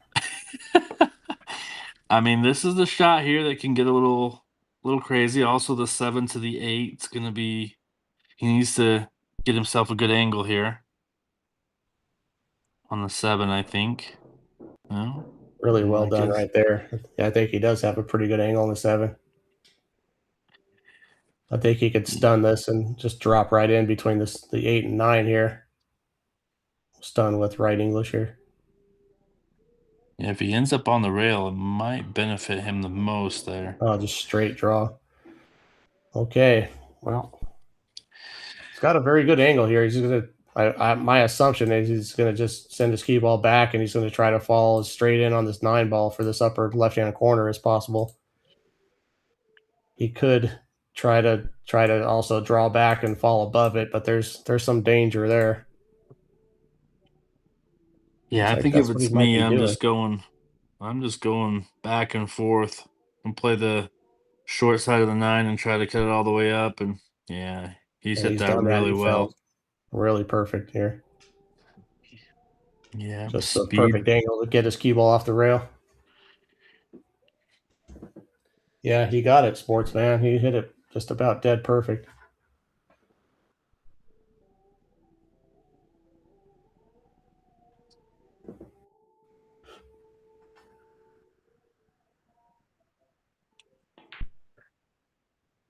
That's a very nice out here. And of course, he's still got a ball to shoot, but I really like his chances.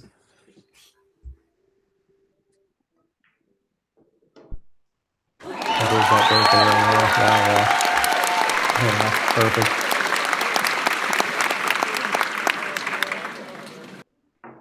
Got to have the applause for the first break and run of the match so far.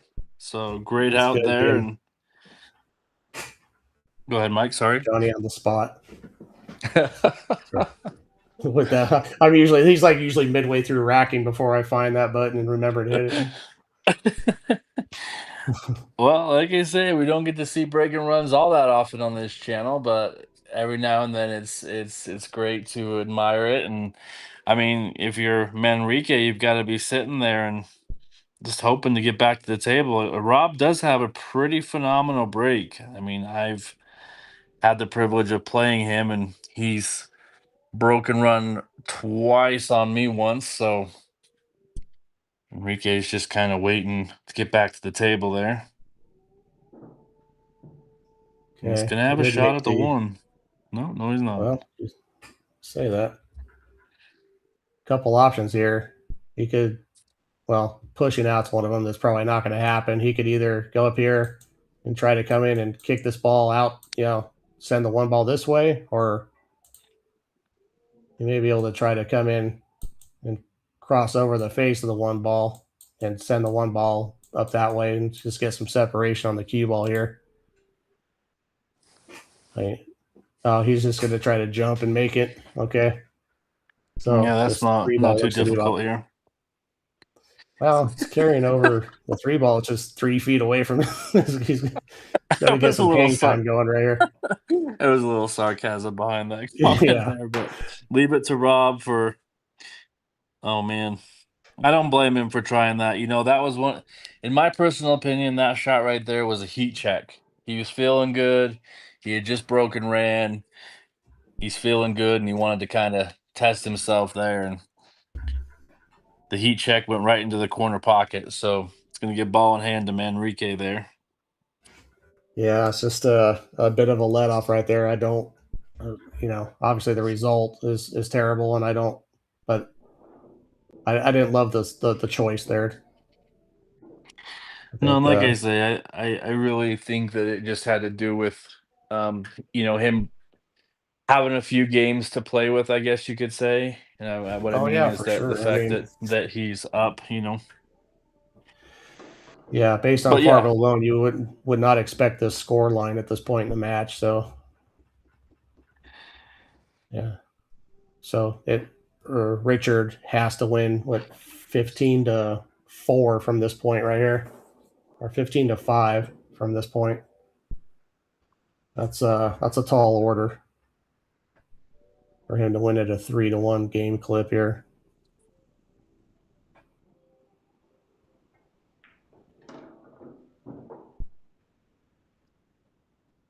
well, what Manrique's got to do is capitalize on chances like that from Rob that, kind of took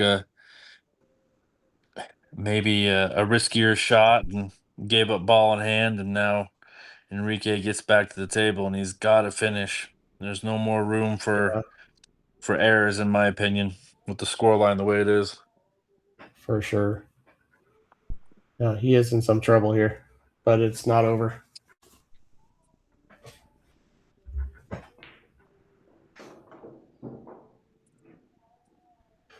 But it appears he's gonna punish Rob for taking a little bit of a flyer on that shot where he had numerous other options. Pushing out might have been a good one. Pushing out to a better jump shot might have been a good one, but I don't know. He is confident with the jump cue, and I'm not. So that shot may seem crazy to me, but it might seem very manageable to him.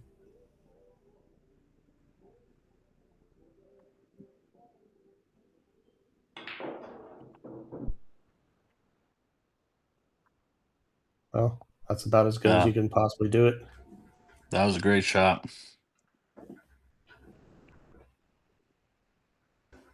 Well, Manrique making quick work.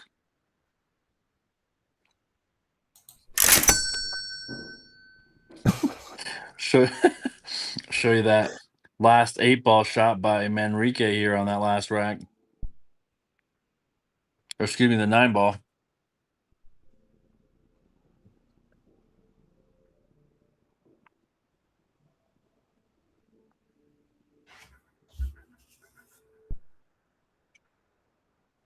Very nice shot. It's 60 viewers on a Tuesday afternoon. It's pretty awesome. Thanks everybody for stopping in. If you haven't heard yet, if you're just tuning in, we are giving a T-shirt to the top super supporter of the day. That means super chat, super thanks, super sticker, which is initiated by that little dollar sign next to the chat window. In lieu of that, we have a Venmo link or a Venmo QR code will run periodically between racks. Probably do that after a couple of racks from now. But if you're inclined to help support this channel, everything would be appreciated. If you can't do that financially, the like button is a great way.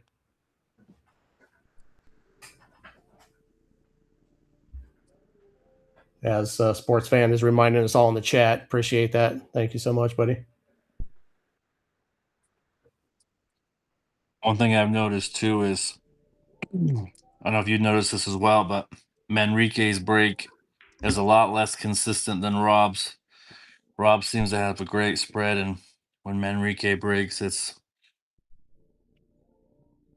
for one, he's not making a ball on the break, and number two, the table's definitely not as easy per se to make a few balls than Rob's is. So that's one thing I Do you think. think that Richard plays a lot of 10 ball? I mean, I've almost exclusively seen Rob only playing 10 ball. I've seen him play a couple one pocket matches, but he's played numerous 10 ball matches. He Well, seems to practice that break a lot more.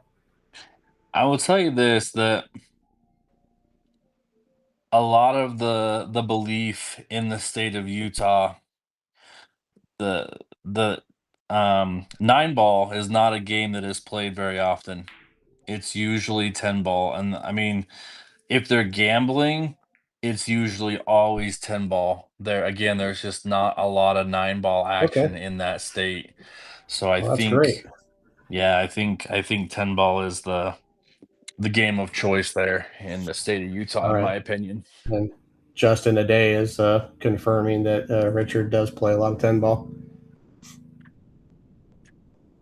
So maybe we'll That keep was an a eye on that from this point. See if he adjusts where he's breaking from. Just the speed of his break. Those are good ways to uh, improve your results or change your results.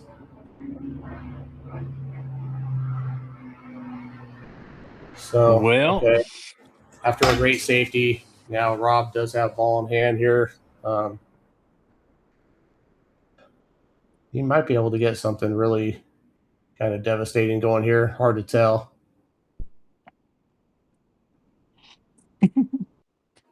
PJ's a Utah player, and he says he's all the way in 9 ball. But problem is he's not going to find a lot of action in 9 ball.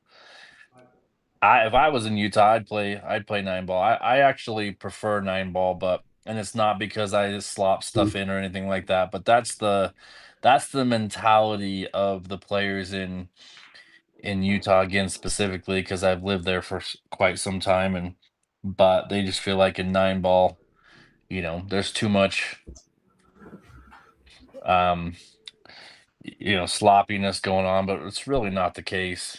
Again, how You rare don't is it see that you that much slop when you get up above the 600 Fargo level, but right, the break is right, easier. right. Yeah, I don't mind if you like the break better, whatever. I don't mind playing 9 ball with like 10 ball rules or call pocket or maybe 9 ball last or something. I don't know, some form of kind of taking a little bit of the luck out of it. I definitely don't care for the 9 ball counting on the break. Yeah, I don't that's like one I don't holding care breaks. either. But Very nice shot right there by Richard.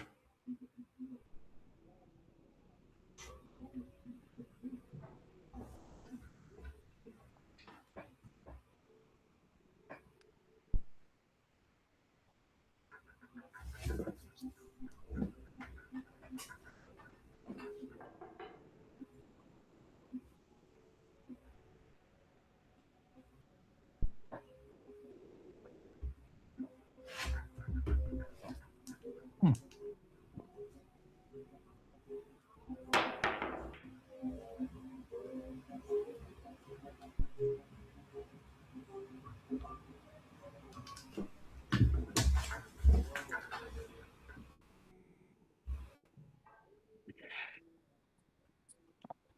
it's a little safety battle here from both players in this game number 17 here. Okay, it looks like Rob has the very edge of the 9 ball, which might lead to the ability of him to run this cue ball back and possibly kind of tuck it in this pocket here. It's got a little bit wide, maybe. Yeah, he'll take that. That'll work.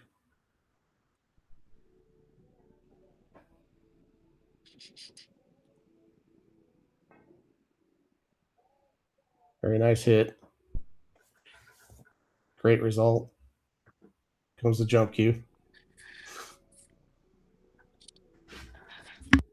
So I'm not sure. Manrique may be wearing a Texas A&M Aggie shirt. I said it was Utah State Aggies, thinking because it's in Utah, but I can't quite see. So if I mess that up, that's my fault. Assuming it's a Utah State Aggies. Just Funny. very into agriculture and agriculture education in general, maybe.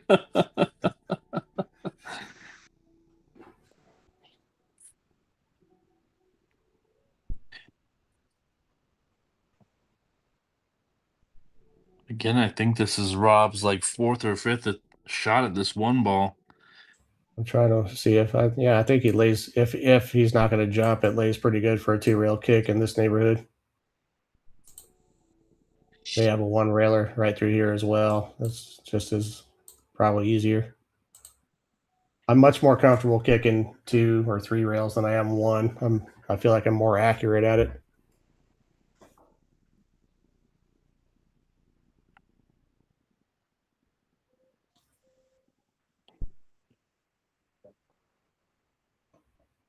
Wow. Wow. What a great shot.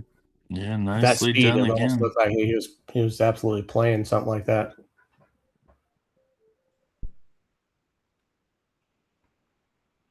Another good one. Still need a rail here. He's not going to get there. That's a foul.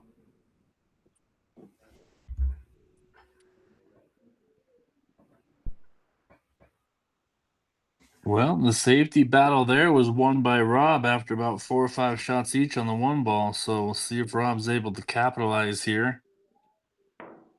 Looks like the 3 to the 4 is going to be a little tricky here. He's going to have to get a good angle on this 3, or he can be straight in and possibly draw back to the 4, It's a which good is look sitting at at the the top of your T-shirt. screen.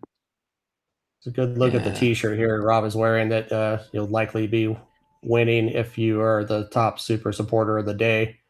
We recently surpassed 500 subscribers and unlocked the super chat feature in YouTube here. So we have one from Scotland for 20 pounds, which is just shy of $27. So if to be the top super supporter of the day, you would want us.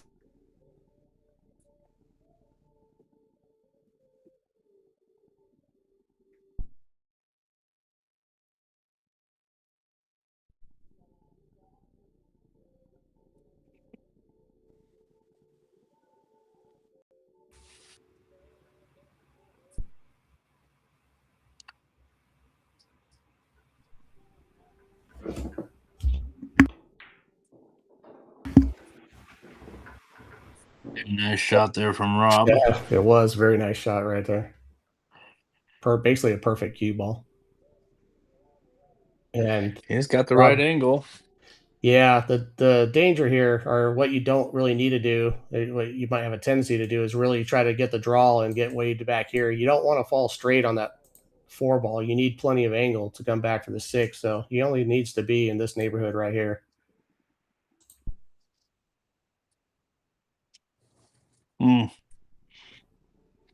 He got there, but he's left the 3 in the jaws of the pocket.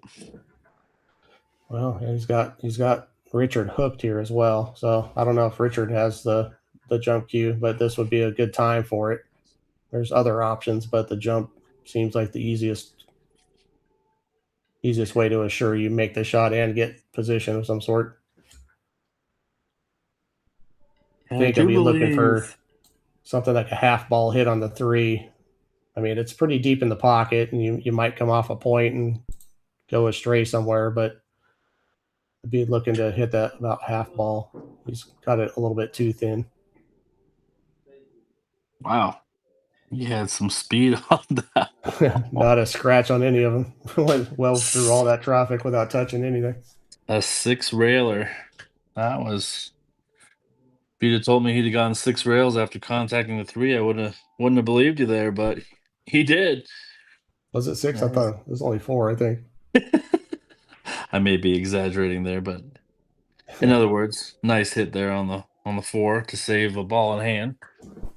Yeah, and I don't think he's left a direct cut into the corner pocket.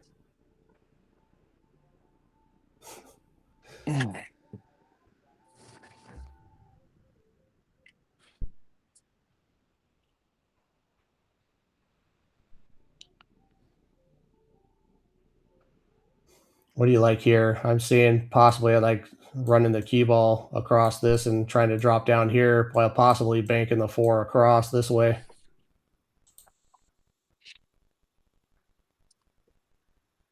Yeah, I mean, I'm thinking of getting the cue ball behind the 7-9 and the 4 ball on the opposite side of the table is, I think, my objective here. You might just be trying to bank this in and draw. Okay. Well, that's a heck I of don't a believe that shot, was but called.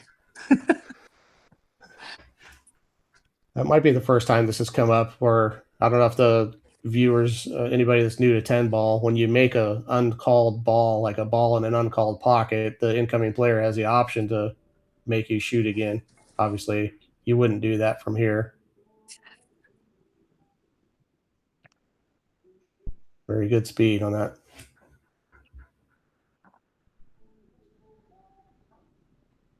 I think Rob's going to need to come over this way.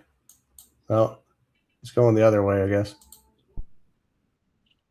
Can you get around this 9 ball? Sure looks tough from here. Oh, he's jumping. Is he gonna? He's gonna jump kick. Okay. I'm just gonna sit back and watch then. I'm not familiar with this one. Or is he going straight at it? No, he jump kick. Well, you didn't I think he's see just showing his off now. you didn't see his jump kick shot that he made against Francisco. I might have missed that one. That was pretty amazing. And he was able to I'll run out bet. from there afterwards. Oh, how about if you would have made that one? All right, so this opens the door again for Rob here. He's got a real nice angle on this 6 to get to the 7.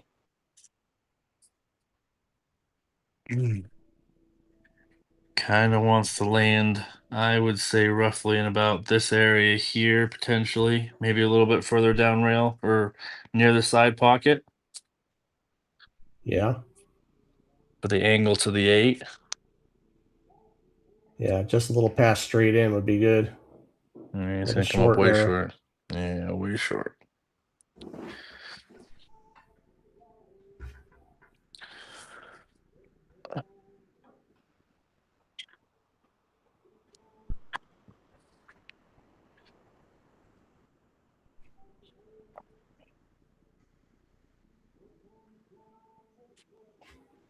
So it looks like he's trying to draw, hopefully, narrowly avoiding contact with the 9 and dropping his cue ball back over here. That would be fine. That would be his another option, is trying to load up with some sort of inside English to run the rails this way, but that would be asking a lot to pocket the ball and do all that at the same time.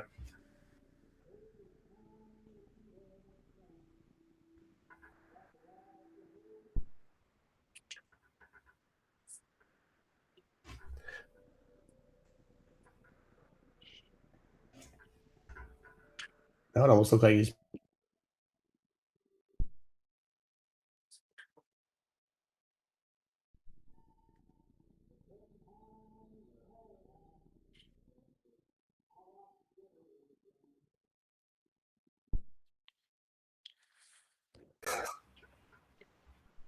well. I got froze up there for a second, missed the shot. Oh no. Oh, this has gone wrong in a big way.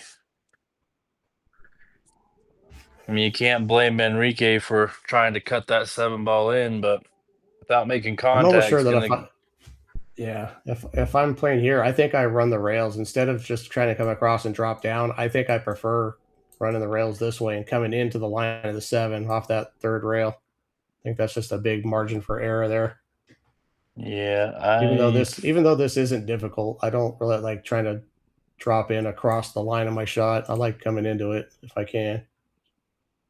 It's probably a preference thing. Oh, he just drew straight out. Okay. well, that's the shorter distance for the same kind of position.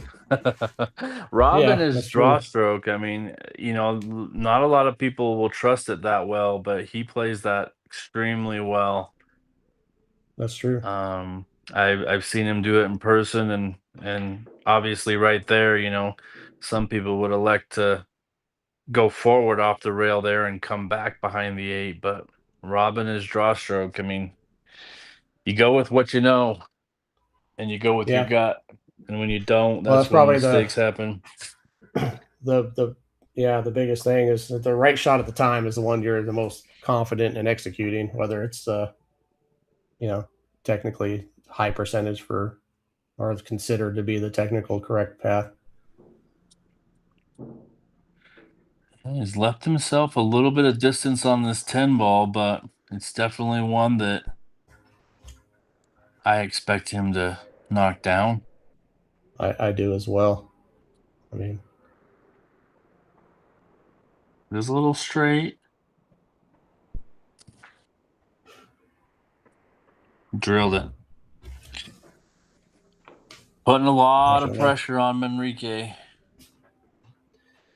that's true. Yeah, and I'm assuming based on his Fargo that we haven't seen all he has to offer yet. You know, I personally haven't seen Richard play a lot on the 9-foot tables. I mean, I'm sure he does, don't get me wrong, but he is a very, very, very good bar box player. And that's Yeah, I mostly what believe it, I've and seen that's him on. that would make sense if you know, and it could be the stream, it could be a table that's foreign to him. I don't know if he's played on a Rob's table before or not, maybe, but you know, all those things can factor into your confidence as well. Yeah. Particularly if you're accustomed to playing on 7-footers and you jump up and play a big match, for big money on a 9-footer. That's taking a gamble because it can look like you've just rolled your cue out on a golf course.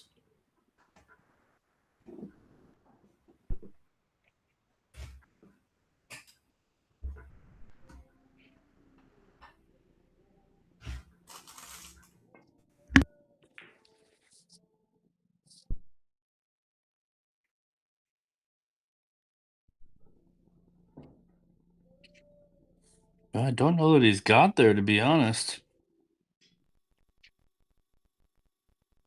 It's very close.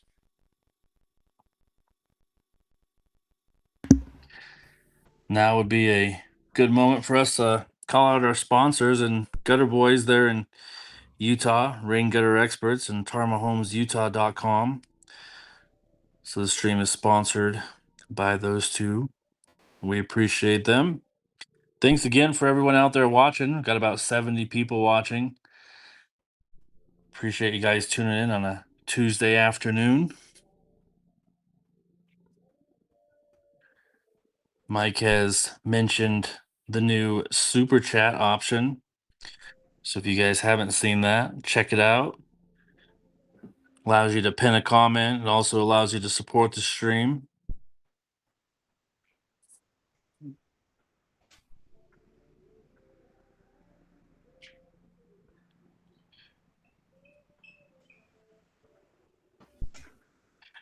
Rob Step away for within just a second. No, you're good. Rob within 5 games here of the match. So again, putting a lot of pressure on MANRIQUE, Richard. And look at this setup from Rob. This is a new one, guys. I've never really seen 2 bridges stacked up on each other. This is a moment that I think we can all agree that What the? Oh my god!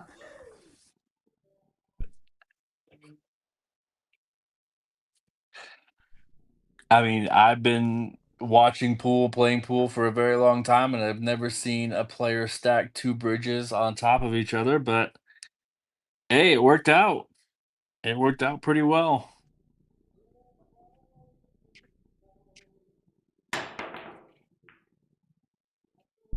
Nice jump shot there from Richard, able to make contact with the 2 ball. I don't know. Let me know in the chat, guys, if you've ever seen a player stack 2 bridges on top of each other.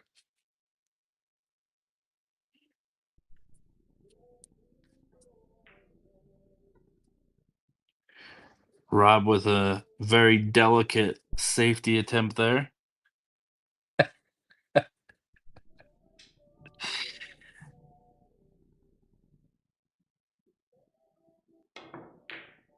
I have not seen that, Andrew. I'm gonna have to check that out.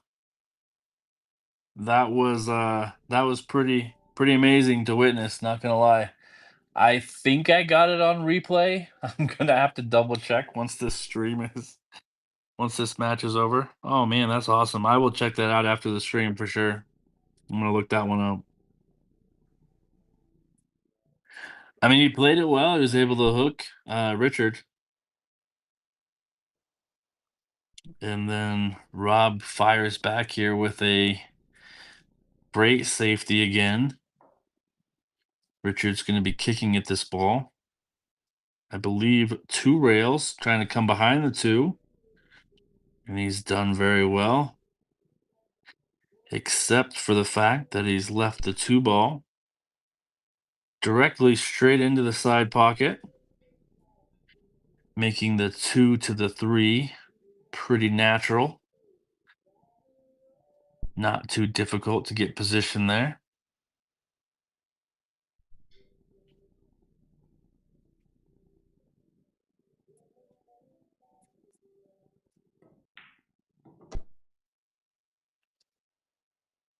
So he's going to be playing this pink 4 ball, which is the next ball after the 3, into the left side pocket of your screen.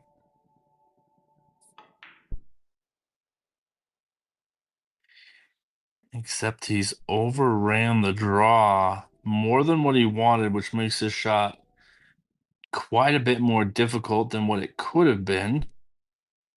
Let's give you the overhead look here.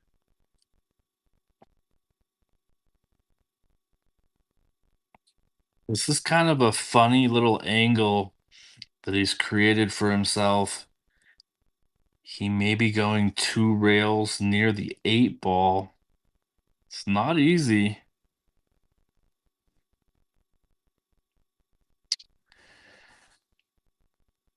Well, ladies and gentlemen, that was a exceptional shot there from the 11 ball Rob. Yes, it was. Holy smokes. I wasn't quite sure how he was going to get his angle there on the 5, but man, what a Still got shot. something to do here. I don't know if he can draw straight back and still maintain a makeable shot on the 6 in the lower right, but I'm that 9 wondering ball's if, playing real big here. yeah, I wonder if he's going to try to, no, I don't know if I like going forward on this ball. I agree with that. I think I personally might be drawn back into this 9 ball, or trying to at least. I mean, maybe I don't like this play. just hit this thin, not try to make the 4 ball and run your cue all back around. And yeah, I was gonna say bank the 4 ball over to here. I You know, I mean, mean, just play safe there. It was just he hit it exactly how he wanted to. He just didn't make it. I mean, that was a pretty good attempt. it was. Unfortunately, he didn't make it. It was very difficult though. What did you think of the double bridge shot a moment ago? I didn't see it. Oh, man. You missed it. I did, yeah. Rob stacked 2 bridges on top of each other. That's quite impressive. Oh man, that's a first for the 11 ball TV. We have not got to see that one, but You probably heard of he played well. the golf terminology. You drive for the show and putt for the dough. Right? That's right. Rob's playing for the crowd here. It seems like in certain spots. That's fine. This is for entertainment.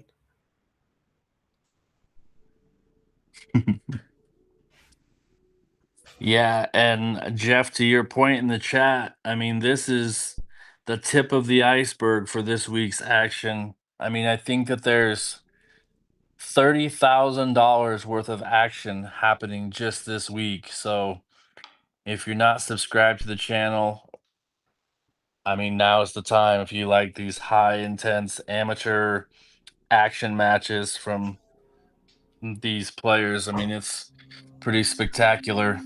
Yeah, and send us a super chat, damn it. I know Jeff. Jeff's a cool cat. Very good player out of Las Vegas. I believe I've heard the name before. I don't Yeah, know where, he's but been in the chat I've on the heard the stream once name. or twice. But yeah, Okay. we played a qualifier. I think it was a qualifier for the Mako tournament a couple of years back at Good Times in Vegas, and he Okay. beat the crap out of me there. Well, then he must be a good player. Well, he's all right. Trying to build you up a little bit. I played terrible, which is not unusual, but Yeah, I mean, yeah, he played well. sometimes we play good and sometimes we don't. That's the story of Actually, I think he pool. had an action match. Yeah, that's right. He and that guy Abe, the 3D Vortex 3DP website founder, have played an action match at Griff's on some. I want to say that was on bar tables. Maybe I could be wrong.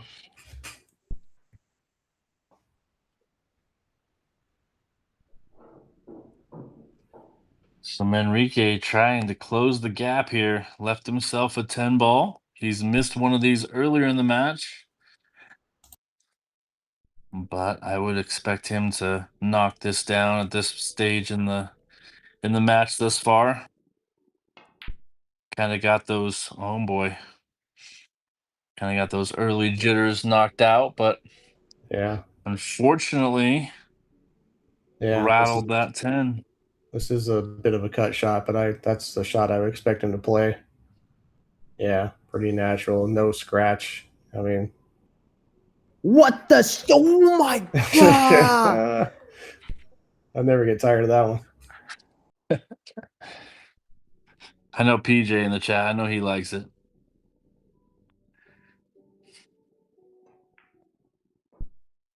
Wow. Way to steal a game there from Rob. This is kind of getting to the territory of almost being out of reach. Again, I'm not going to make that statement, but he's putting a lot of pressure on Richard here. And again, if you're new to the stream, when I say out of reach, nothing is out of reach on this stream. We watched Francisco and 11 ball Rob play a match a couple weeks ago where Rob had to go to 20 games, or Rob had to go to 20 games total, and he was at 19, and Francisco had to go to 30 games total, and he was at 20. So he had to win 10 in a row to Rob's 1. And fortunately for Francisco, he won every one of those 10 games and ended up winning the match, and that was for $20,000, ladies and gentlemen. And the rematch for that is also happening this week at now 31-20. The spot's been adjusted even after a Hill match. Yeah, Francisco's agreed to play 31-20 now instead of 30-20. So interesting matchup. And Francisco is lurking out there in the chat someplace, or at least he was not too long ago.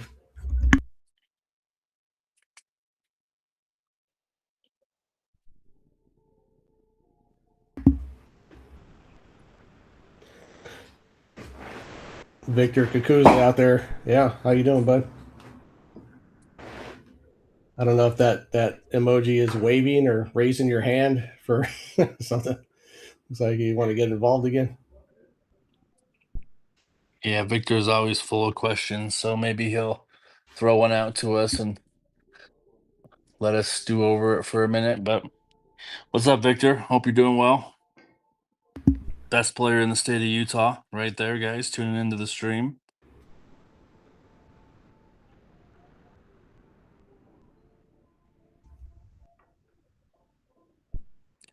Watching this massacre. Speaking of massacres, yeah, nice job the other night. Victor Kukuza and Rob played this past Friday night, was it? Yeah, that was That was a fairly one-sided affair. I was away on a trip, and Mike took us home on that one and kept the viewers in the stream the whole time. So congratulations, Mike, for keeping the viewers viewing that match. But yeah, that was quite the match.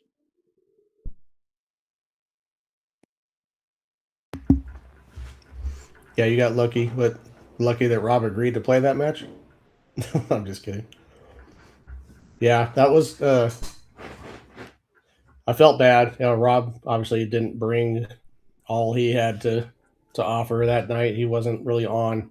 Victor was very on, so it was a bad combination. It was like commentating a violent crime.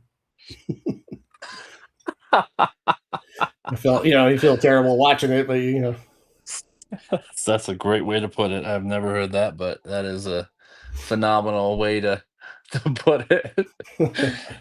Oh man, I know. I was like,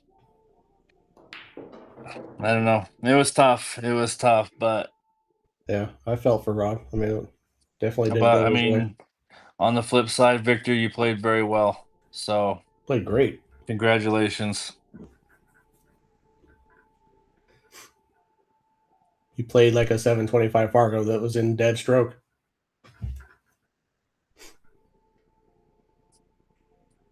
Yeah, I don't disagree with that statement. I was talking to a buddy of mine about that guy who's also over 700 Fargo, and he says, these things can happen. A 725 can play like an 800 sometimes, and it can also play like a 650 sometimes. Which sounds good to some people, but I'm sure nobody likes playing well below their full capability. But yeah, Victor got in stroke that match, looked very comfortable, missed almost no shots, played smart, didn't try any heroics. And Yeah, I mean, I think to your point, Victor, this particular match, I mean, I really kind of feel like it's Manrique's first attempt on this table, and it's taken quite a bit for him to adjust. and if we're being honest about it, Rob has missed at least 4 10 balls in this match, and got away with a couple of them. But it's not Correct. it's not a recipe for success. If I'm being Yeah, honest. and Manrique's done the same thing, but that's gonna happen, on this particular table, and I just really feel like it's one of those things that, that's an unfortunate rub there off the side pocket from Rob, but I don't know how. I'm not quite sure, Victor. What's your 2 cents on the way Manrique is handling this table? Any advice you'd give him? They told him this game wasn't easy. Oh, so That's now we pretty. know Richard's agent. We have Richard the agent on the line. Okay, now we understand what's going on. Just kidding. It's all in fun. Always No, fun. Victor, Francisco, and Richard are all very, very, very close friends. So There's another example of kind of why this is okay, going so very poorly for Richard, even though Rob has missed so multiple my striped balls.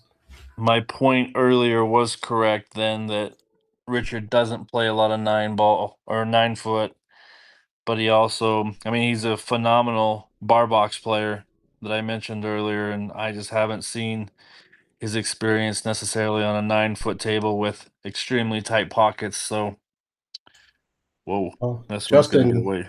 Justin Today was out there saying that he does play a lot on the 9 footer, so we have a difference of opinion or whatever. No biggie.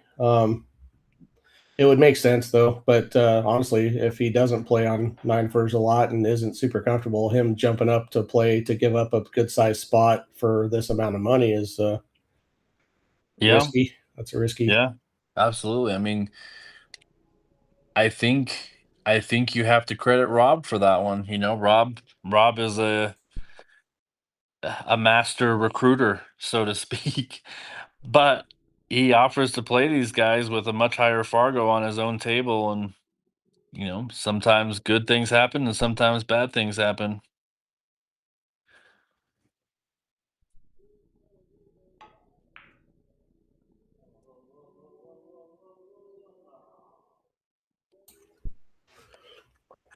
I don't think he wanted that 9 ball to go. I think he was trying to Really, I think he use was it. probably felt like he was playing it, but this is a fortunate result. Hey, I'm not sure what he was saying. He was saying something about go in or not go in, one or the other. Probably not go in based on where the 8 ball was tracking.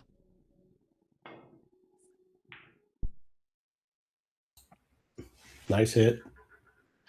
And again, though, for Richard not playing much 9 ball or not on 9 foot tables, goodness, tongue twister. You know, I don't think he's performed terribly, but he's kind of missed the crucial shots in particular games that's cost him, 4 or 5 games that I think you'd like to have back, that he's probably not going to make the same mistake on a 7-foot table. So, And as we mentioned earlier, if you went based just purely on Fargo, the spot was actually kind of skewed in Richard's favor, I would think. It's just he hasn't played his best. Rob's started to play well at the latter half of this match, but again, I mean, it's the early part of this match was a bit of a dogfight, in all honesty. It's a very good shot by Rob. what a shot there.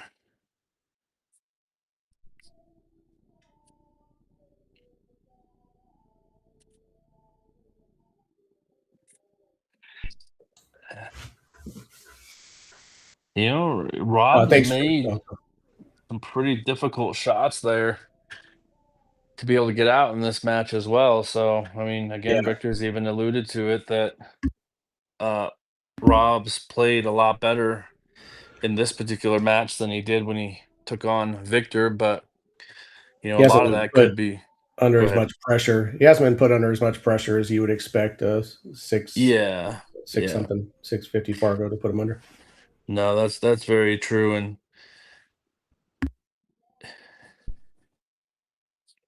yeah, Victor's a great player on a 9-foot table, and basically the closest thing to pro you can get. So I believe anything over 700 is technically a professional pool player. I'm not quite sure how you feel about the Fargo and being considered a professional pool player, but I think I think once that you're over. my understanding was that 720 was the line Is it? based on in Okay. Fargo, but Okay.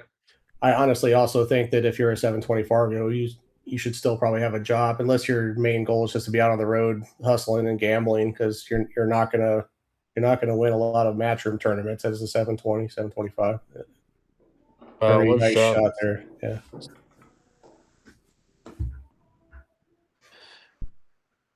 See if I got that. I'll see if I got that shot that Rob did with 2 bridges on the table. I think I did. Let me check. Nope, this one's not it.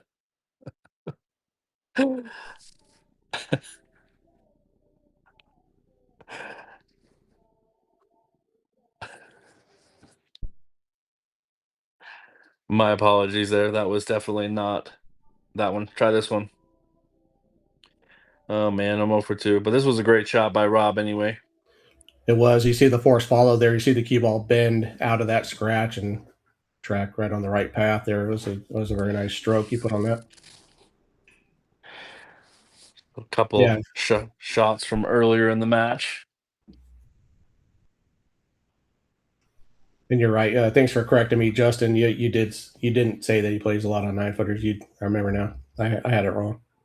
So watch this pink 4 and the purple 5 in the side pockets again. He's been making them quite consistently, except for this time, of course, but he has made the 7. 2 ball got a little funky, kissed up right next to the 10 ball.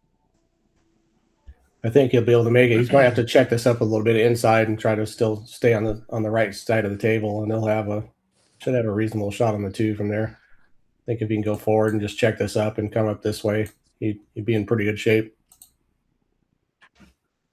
And once again, guys, if you don't mind hitting that like button on the YouTube channel of the 11 Ball TV, it does help us out, helps the stream out. We would appreciate that. We've got 24 likes. We got about 67 people watching. So again, we would appreciate it if you guys could help us out there. And if you haven't heard, there is a drawing today for an 11 Ball TV T-shirt for the highest super chat or super supporter. So the super chat button was unlocked for us at 500 subscribers, which we recently surpassed. And now, if you're in the chat and you see the little $ symbol next to the chat window, that's your pathway to helping us out with the commentary and possibly getting yourself a nice 11 ball TV t-shirt. That would also be appreciated.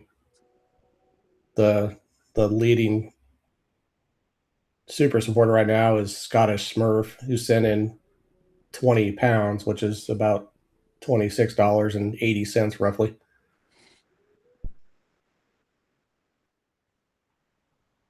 So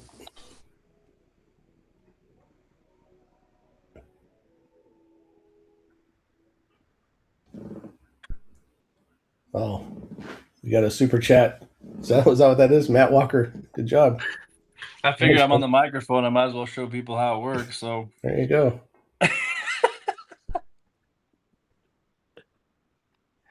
I mean, $1.99, really? that was a super chat sticker. So you can put stickers in the chat as well. It's kind of extra Oh, okay. emojis, so to speak. There's also the super chat option where you're able to pin your messages, or pin a website, or pin your local pool hall, or however you guys want to do that. It just kind of gets your comment recognized. So Yeah, if you I want would to pin a definitely. link, that would be awesome. Preferably pool related, preferably not spam, porn, or political content. Let's not do that. Yeah, please. If you have that, send it to my messenger. I'll give you that. I'm just kidding. he'll give you an honest review of the picture, whatever it may be. So And yes, that probably does look infected.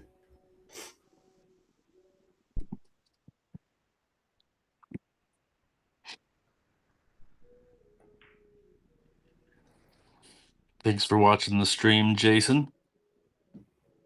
South Carolina, fantastic. South East Coast to Kakalaki. West Coast. I learned Yeah. that during our last stream. Kakalaki is a. Okay. I wasn't supposed to know that. I impressed somebody.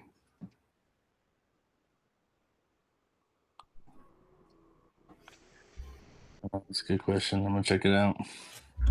I don't know. I basically just learned what it is today, so I can't help you with that. Yeah, it looks like it just goes, that's what it is. So here's the difference. So basically what happens is it pins your chat for 5 minutes if you pay the $9.99. It pins it for 10 minutes if you do the $20, and it pins it for 30 minutes if you do the $50. So basically it just means how long it highlights your specific comment in the chat. So that's the difference.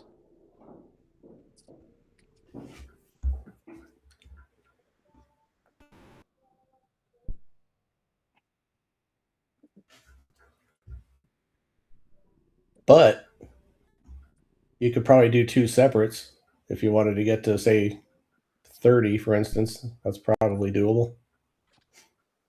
Don't quit now. I'm just kidding. Let's not give up that easy. I appreciate it. Well, there's different prices of stickers as well. That's quite interesting. You can go all the way from a $2 sticker to a $50 sticker. I mean, that's kind of interesting. I'd rather pin my comment, but anything helps. Appreciate it. If, for instance, you were to do two separates, I would take a note of that and recognize you as the leading supporter of the day, even though it wasn't necessarily the highest single amount. So you would definitely be in the lead for a t-shirt if you were to surpass $27. And so, wait, what a confidence builder potentially for Rob with this match. I mean, taking on a guy with a Fargo rating of 650, almost 100 points higher than him, and to this point in the match, kind of putting it to him a little bit. But again, Rob's played on this table every day for at least 4 or 5 months potentially. Yeah. So that gives him the advantage, in my opinion. even though we're about to change his nickname today to full-time job, Rob. yeah.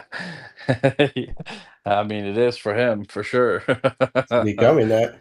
Yeah, I mean, you know, if you can gamble for $30,000 and you can win at least three-quarters of that, you're coming out positive. So Sports camp fan coming through with the $20 super chat. Thank you, sir. It's awesome. Much appreciated. yeah, I do appreciate that. Thank you very much.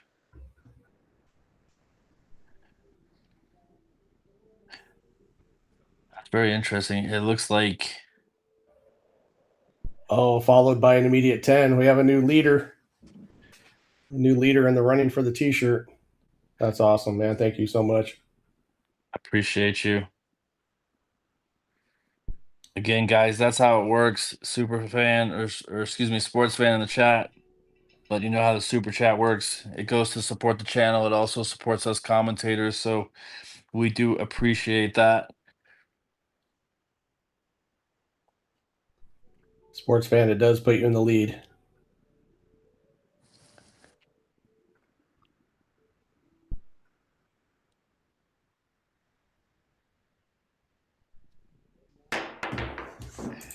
Oh, Lord Oh, have no. mercy. So that ball went flying off the table. Yeah, I agree. So this is gonna give MANRIQUE ball in hand with just 2 balls to go. So maybe a little momentum shift here potentially. I know Richard's gonna. He must feel real confident cutting this ball at that angle on this particular table. As he moves it closer, he's like, I'm like, yeah, I don't know. This is tough. I don't know. I mean, these shots. Oh, whew. I was trying not to jinx him, If but you're a rotation player and you're not comfortable with that shot, you need to keep working agreed. at it because that comes up every game. Yeah, definitely agree there. Nice finish there from Richard. To get 8 wins on the board. Again, he's got to get to 21, so he needs a pretty good hot streak here to conquer that mountain that he's left himself to climb. But again, we've seen it happen before. Man, that was quite the match to commentate. I'm not gonna lie. That was one of the funnest matches. That was the funnest match I've commentated so far on the stream. Were you saying the Francisco match? This Yeah, one? Yeah, his miraculous comeback that was I couldn't believe incredible. it. Yeah, I tuned into that match at 19-20, and Rob was on the Yeah, hill, and and Francisco needed 10 games and got there. That was incredible. I couldn't believe it. yeah, it was Sure, Rob was having trouble believing it for a while too. well, yeah, I remember going on the chat and I was saying like when Francisco needed 10 games to win, I said it's about a 97% favorite for Rob and a 3% for Francisco. And I was basing that simply because of Francisco's Fargo at 670 and having some experience potentially on making a comeback. And every game from there on, the percentage got smaller and smaller and Yeah, smaller. It was pretty crazy. It I was, think that was actually the first match on 11 Ball TV that I tuned into. yeah, yeah. I mean, that was, well, what a Very shot. nice shot there by Rob. Yeah, I mean, it can definitely happen. Again, we've seen a lot of crazy finishes on the 11 ball TV. I think when I first started commentating, pretty much every match that I commentated went hill for quite some time. I think I've done probably 7 or 8 hill matches, and man, those get intense. Um, That first match between Rob and Victor was had an yeah, exciting finish. yes, it was. So again, if you like the 11 ball TV and watching these high intense matches, and that's not your money, but you can watch it get exchanged, so to Yeah, speak. you can sweat Uh, along with us. yeah, I mean, I was making comments in some of those matches that, I played a lot of pool, and you get nerves and your blood pressure and your heart rate goes up, but it's never happened to me commentating, but man, it sure did during those matches. That was pretty cool. Yeah, you can feel a little adrenaline when you know that kind of money's on the line and it's hill or something. It's crazy. It's pretty intense. You can kind of put yourself in those shoes. You've been in similar spots, I'm sure, for money that you at least didn't want to lose. Maybe not that much, but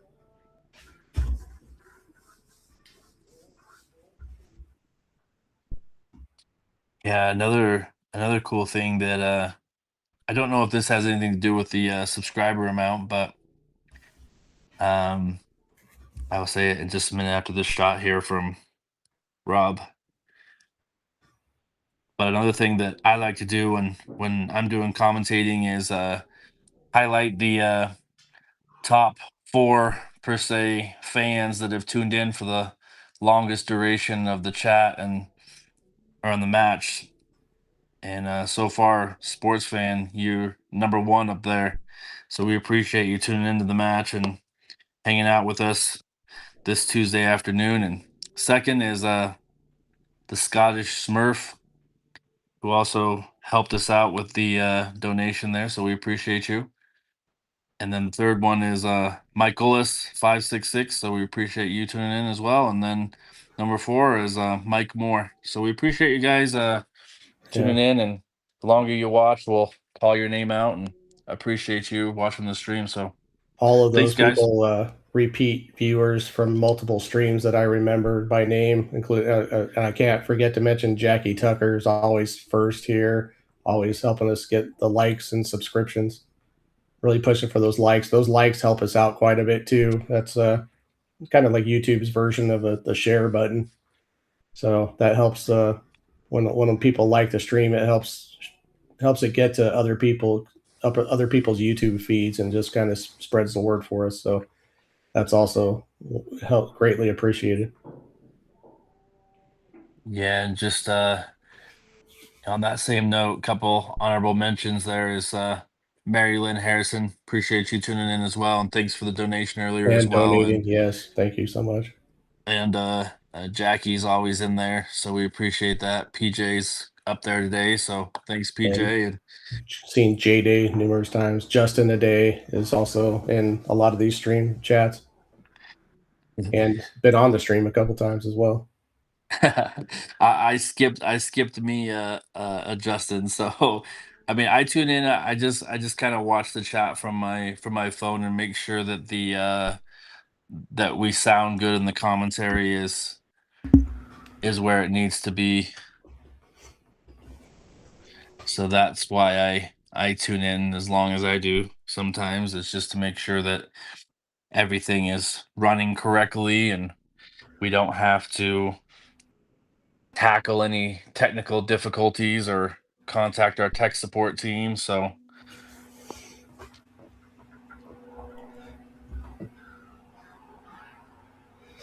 Oh yeah, Mary Lynn Harris. She's always here. She says quiet, but she's a lurker. No, you've been in the chat a few times. I've seen you multiple times. Very much appreciate your support and your attendance. And I know you donated multiple times. I also appreciate that.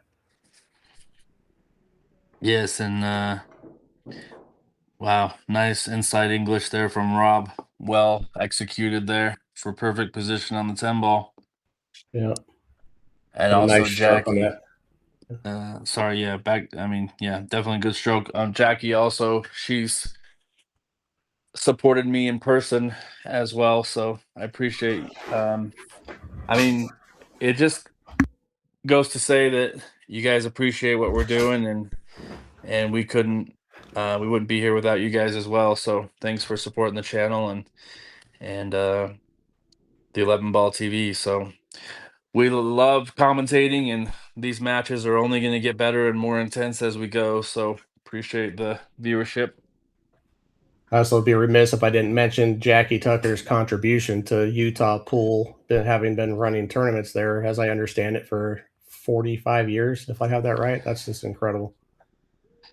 Yeah, absolutely. I Like always call her single-handedly keeping the scene alive, almost. I call her the queen of pool in Utah. I don't know if you've heard me refer to her as that, but that is definitely I what she haven't, does. And but sounds fitting.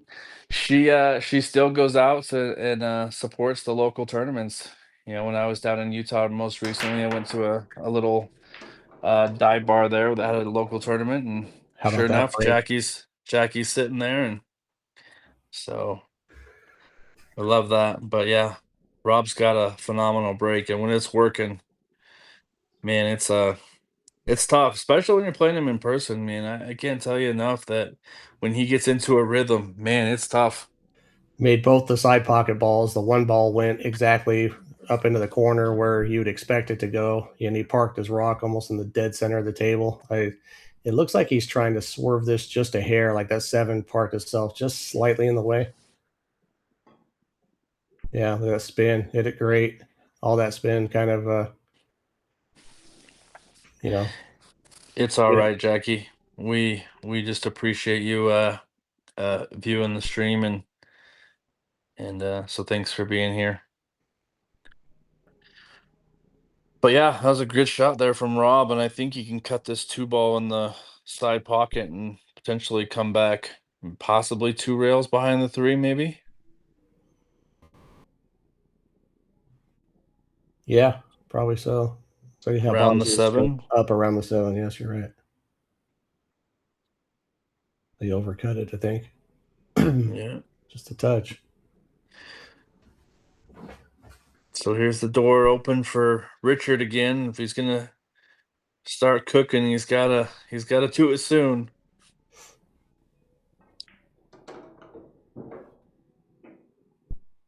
Good cue ball there.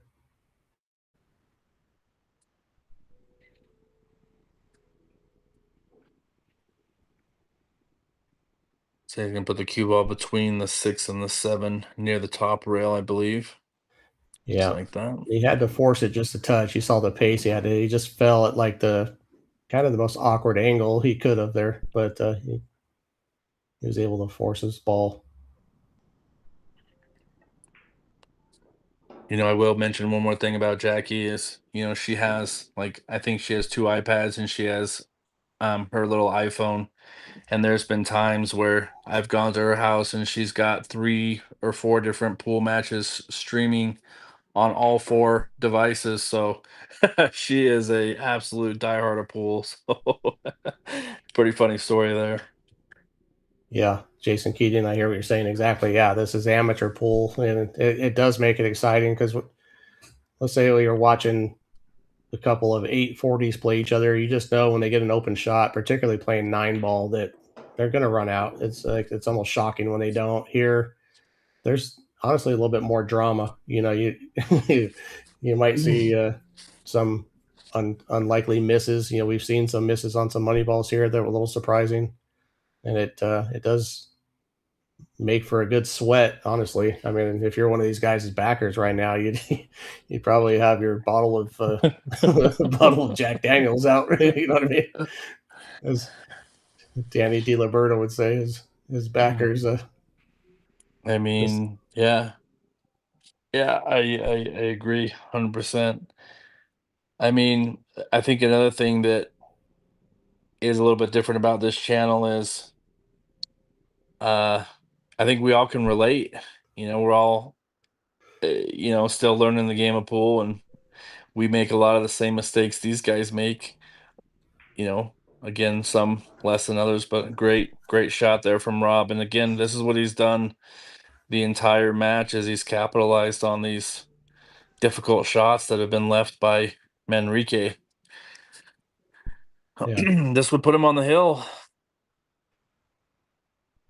yeah.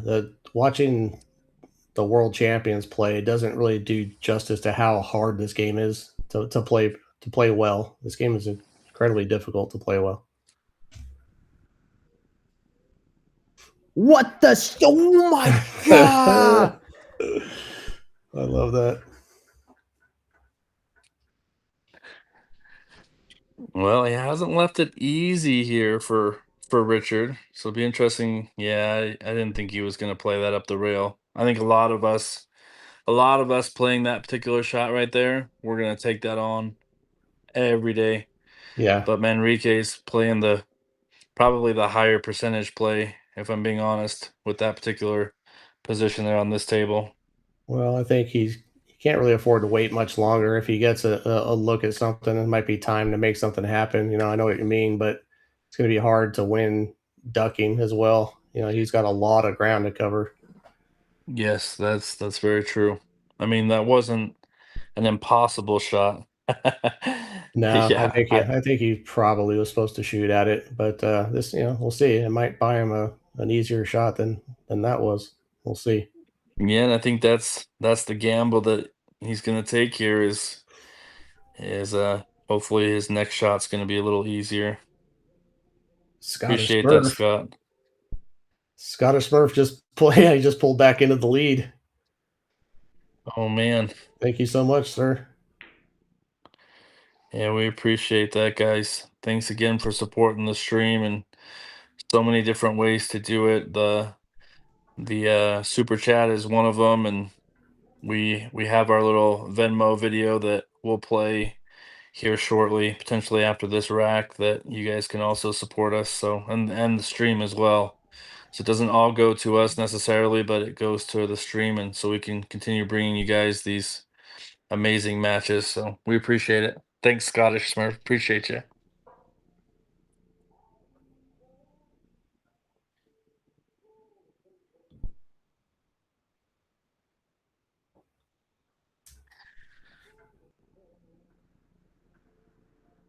Sorry, I'm here with my calculator out. I have to do the conversion here and do an exact count here. It's already been done for you Oh, okay. on the chat. Oh, there you go. Thank you, sports fans. Much quicker at the computing than I am. You guys are being very generous today, so we appreciate you. Oh man, look where this is gonna miss. Oh man. One more half a roll, and that Well, would let's have see made a what we big got here for difference. the overhead. I don't think it's makeable to cut this ball. I think it again, one more quarter turn of that 10 ball and it's in the drink, but I wonder if you could blast this super hard and kind of push it through the point from this angle. I know you probably could if you were straight onto it, but yeah. sorry, like if your cue ball was here, I think you can just whale this ball, just compress the point of the pocket and make it go here. I wonder if I kind of don't know if you could do that from that angle, but yeah, Michael, this is saying kick it. I don't know the answer to that, sports fan, what the t-shirts sell for. Sports I don't fan, even know whatever. if they do sell them. I don't think we have a merch or a merchant account on this Uh, site. I I'm not sure either on that one, but sports fan, the best thing that I can advise you to do is reach out to Rob on the 11 Ball TV on Facebook and just chat with him and see if he's willing to part with one. I'm sure we could give you a pretty good deal for your support today. So again, we appreciate you.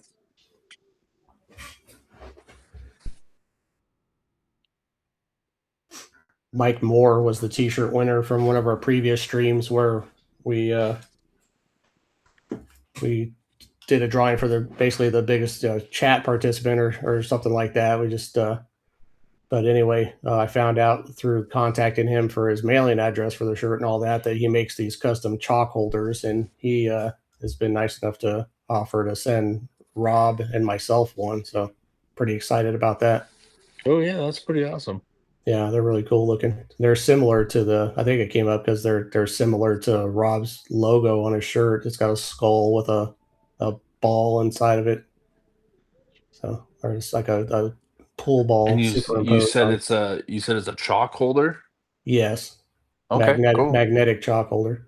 Oh, neat, cool. Yeah, super cool. If you're in the Oh, market, so what's he doing here?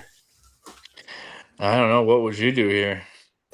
I was gonna ask you I the don't same know. question. Honestly, I might try to whale this ball about 200 miles an hour and just compress it through the point. I don't know. I don't know if there's a good outcome trying to do much else. I don't see a way to really play safe off of this ball, so I might Yeah, I just don't know. cut it, a little bit I feel backwards and hit it about as hard as I can strike a pool ball.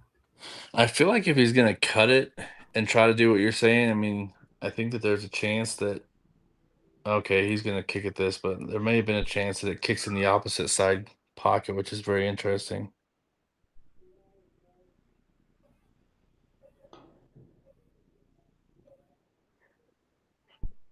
Well, I wouldn't give that to him. I wouldn't give that to him. I don't know. I'd make him shoot that, but maybe it's easier than it looks. But He's gonna try now. He's gonna try to slam it or something. See, I mean, it was always going to be a difficult shot, but I'm really surprised he didn't make Manrique shoot that ball. being stuck on the point the way maybe Yeah, there was a little bit of a gap and it just wasn't that cuttable. could have been. That could have been. I mean, it would have to be if that thing was froze to the point. You got to make him shoot it. Yeah, that like you say, that was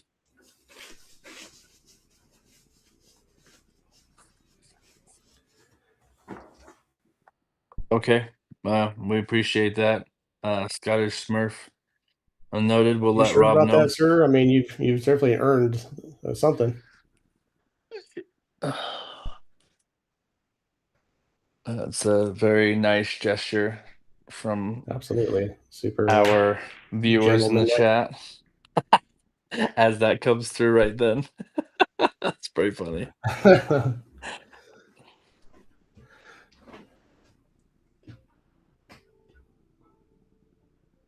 Yes, you did. Well, And again, this is Manrique's break versus the Rob break. So and he's broken dry yet again. sports fan, did you turn your hat around backwards when you did that? It's pretty awesome. Thank you, man. Can't thank you enough for these donations. It is super helpful.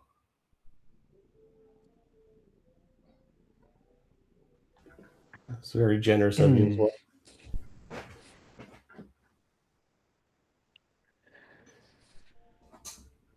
If you are out there and you don't want to necessarily want a T-shirt, but still like to help, there's a Venmo link. I'll have to run that commercial again pretty soon. We have a get your phone ready for a QR code if you're not watching on your phone, but I'd like to find a way to post that Venmo address in the chat as well. It's just at commentary, I think, on Venmo, right? Isn't that the address for the Venmo link? Just commentary. Yeah, yeah. We'll play it after this game concludes here, and you guys can get a hold of that if you haven't already sent some support in. We again appreciate it. You certainly don't have to. You know, we thing I always like to say is, tips are never expected, but they're always appreciated. So Definitely. Greatly appreciated, by the way. In lieu of that, the like button is another good way to help the channel, to help us grow. That's a big deal. And subscriptions.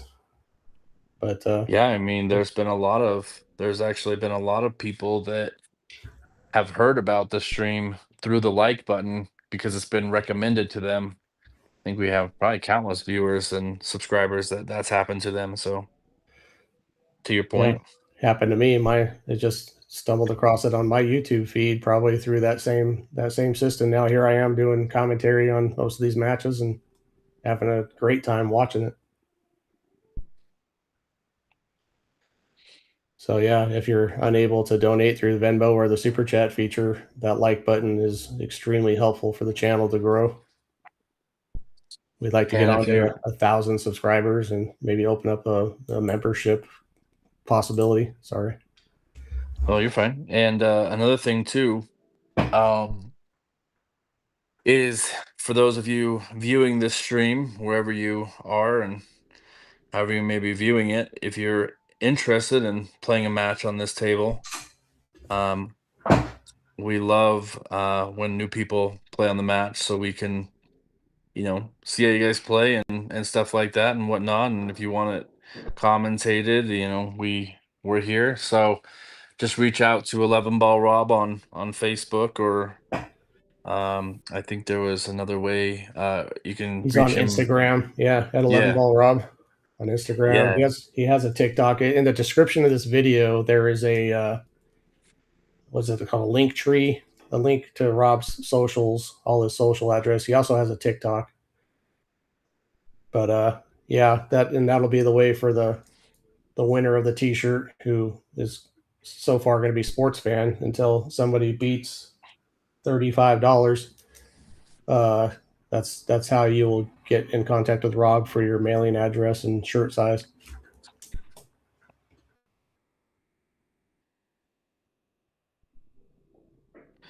Yeah, Rob's just kind of playing wide open now.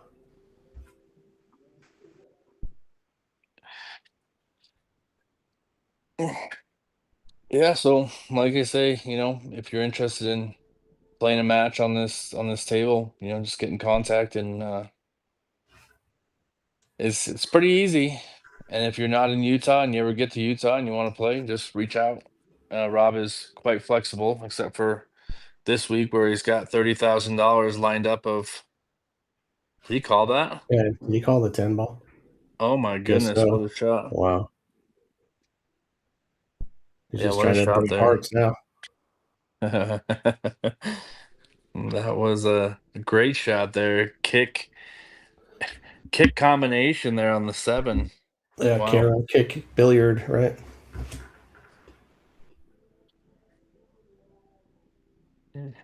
Yeah, he's got a real good chance here of closing this down. Now it's even a better chance. Now he's got perfect position on this 5 to the 6 Right, to he's get trying on to the hill. put himself on the hill here. Yeah.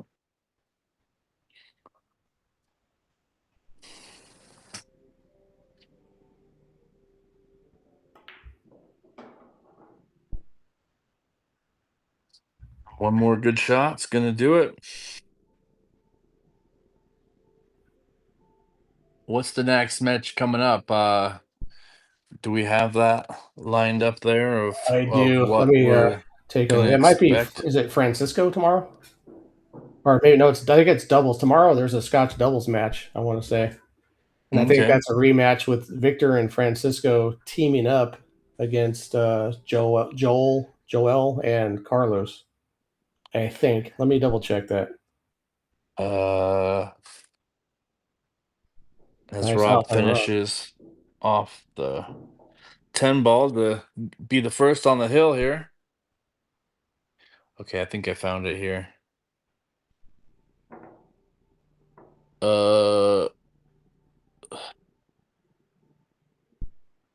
Scotch doubles at Wednesday, 6 p.m. local time. That's Mountain time.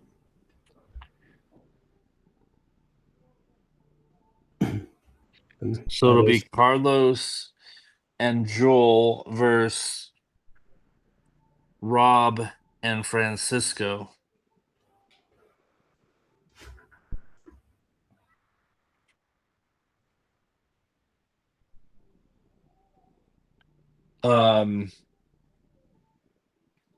And I assume they're playing that here at the 11 Ball TV, because the last time they played that, it was at the FOE Eagles on the mobile stream. So that could be on the mobile stream again. We have yet to see a Scotch doubles match here on the 11 Ball TV table. So I'm hoping that that's actually here. That would be really cool. Yeah. And Rob will be playing Mike Cushlin on Thursday, starting time to be determined. But I think Mike Cushlin has done some commentary on the stream, if I'm not mistaken. Yes, he has. We've done a few matches together, and um, he is a great player also out of the state of Utah. I think his Fargo is like a 630 or higher potentially. I can't quite It's like remember. 6'10". Rob says it's 6'10". Okay. Okay. I haven't looked at it in quite some time, but last time Kushlin and Rob played, Rob kind of put it to him. So I think Kushlin's going to be firing back for some revenge there. And Rob will be playing Mark Dexter on Friday. I think that will be a rematch, if not multiple times they've played. Yeah, that's usually a big one. I think they're playing for 10,000, I think. Yeah, well, in the middle, yeah. Race to 12 for 10K in the middle. And Saturday, I think it's Rob versus Carlos. That would be a very interesting match there, PJ. Is One that the same? pocket doubles. Interesting. Never heard of that, but hey, we're open to it. Oh, I've played and seen some one pocket doubles. That's a lot of fun. Real cheap. Nothing major. Look at this. Wow. He's Yeah, called that. what man, He's called that. He's just like he's freewheeling feeling now. it. Yeah, he's feeling it. Nothing really for Richard can do at this point, but Look how I don't coordinated know. this table is. The 6 to the 7 is probably going to be the biggest challenge for this table right now. Yeah, especially with that 9 ball sitting where it's at. Like if he plays an angle, you'd like to have that space where the Like nine to be ball's about sitting. right where he is right now, playing the 6 to the 7, maybe. Correct, correct. Yep, that would work as well. But I don't think there's any problems until he gets to that point. So we'll get to see how he's going to play this 6 to the 7. And this is supernatural. You just roll this in, make sure you're a little bit past straight in on the 5, and it should be really easy to fall right in line there. Is he stopping this? I'm just going to do a little. Okay. Well, he stopped slightly on the opposite side of the 5 ball from where I thought he would want to be.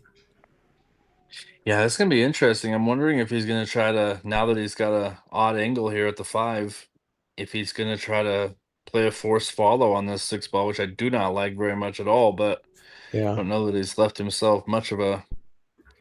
Well, I I think like a stop shot here or drawing back like maybe Yeah, three inches or so would give him a pretty good angle to just kind of go up the middle. yep, Maybe even play up here for the 7. yep, definitely agree with that. That's that Oh, angle. he's Well, fine. Yeah, he's fine. I think. now he can avoid. Yeah, now he can avoid the 9 and maybe come up this direction. That 10 ball. He doesn't want to spend a lot of time behind that 10 though. Yeah, the 10 is a really big ball right here. It is very big. He's drawing. It looks like he's going to be drawn to the long rail and back to the short side of the 7. Look at Goodness this. gracious, Just guys. Rob dead is stroke. Rob is he's feeling it. Yes, he He's is. overran it a little bit, but again, he's in mid stroke right here. Can he go forward on this and hit the 10? Or is he going past it? I think He's he's gonna try doing. to get behind it. Little forward spin. I think he's gonna put a little bit of speed on this one to avoid the 10. Yeah, Well, he's gotten away with it. I think pretty good chance we're looking at the last 45 seconds or so of this match.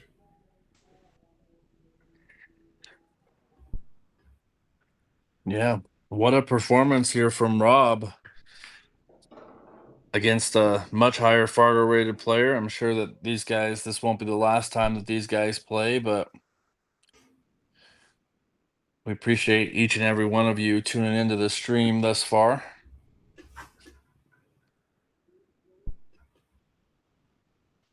One more good shot here from Rob. Again, while you guys are watching, please hit that like button before the stream ends. That would definitely help us out.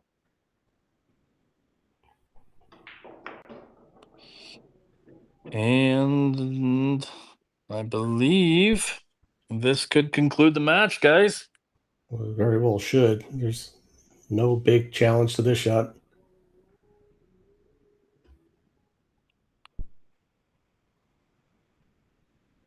Well, great finish by Rob in this match. It started off a little bit shaky by both guys, but Rob really caught a gear. Great performance.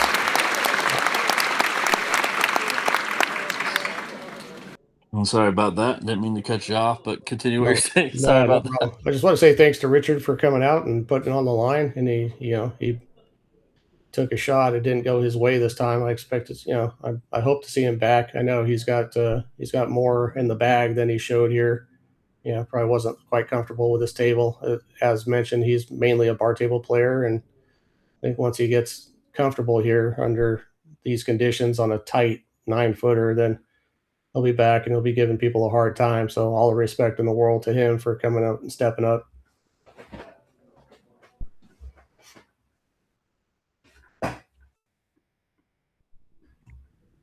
Thanks to all the viewers. Thanks to all the super chat donators. Greatly appreciated. Thanks to the Venmo donators. It's been a massive help. Thanks to anybody that pushed that subscribe button and the like button. Not too late. We're still running.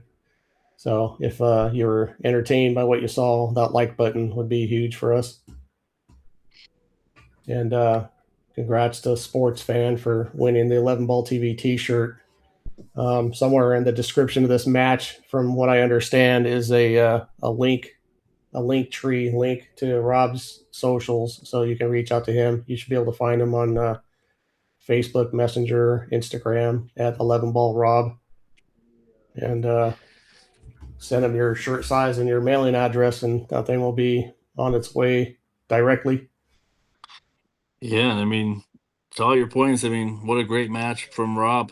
Played absolutely incredible there in the last 4 or 5 racks. And I mean, again, thanks for Richard for taking on this match and letting us commentate it. And I'm sure these guys are going to run it back. So stay tuned for that. And again, there's another match tomorrow night, guys. So don't go anywhere. We'll play a quick video real quick, and then we'll add the finishing touches. What's up, Rail Birds? 11 Ball Rob here. Just wanted to say thanks so much for your support and helping us build and grow the community here. And also wanted to ask you guys to show some love to the commentary team. We're going to throw up our Venmo code here for the commentary. Open your Venmo app. It's at commentary, or if you just scan the QR code. Also, there's a link in the description. Anything helps. If you can throw these guys a couple bucks, it's really appreciated. They do an amazing job and help keep these streams more interesting. Thanks so much for your support. Love you guys.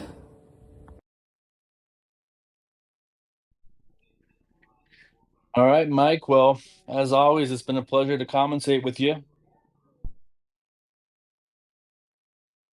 If you're still there.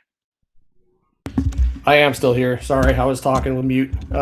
Oh, Yeah, thank you, man. It's always a pleasure. It's more fun with two than it is with one. Like anything else. yeah, And thanks to definitely our agree. sponsors for this match, the Gutter Boys and Tarma Homes, and thanks to EvoSports and Patrick Nix for this amazing software. So, Yeah, well said. Thanks, guys. I'm gonna sign off, and we'll catch you on the next stream, hopefully tomorrow night. And again, stay tuned for the rest of the week for some more incredible action here on the 11 Ball TV. Thanks, Mike. I'm out. Have a good all right, night. we'll see you. See you later, everybody. It's been a lot of fun.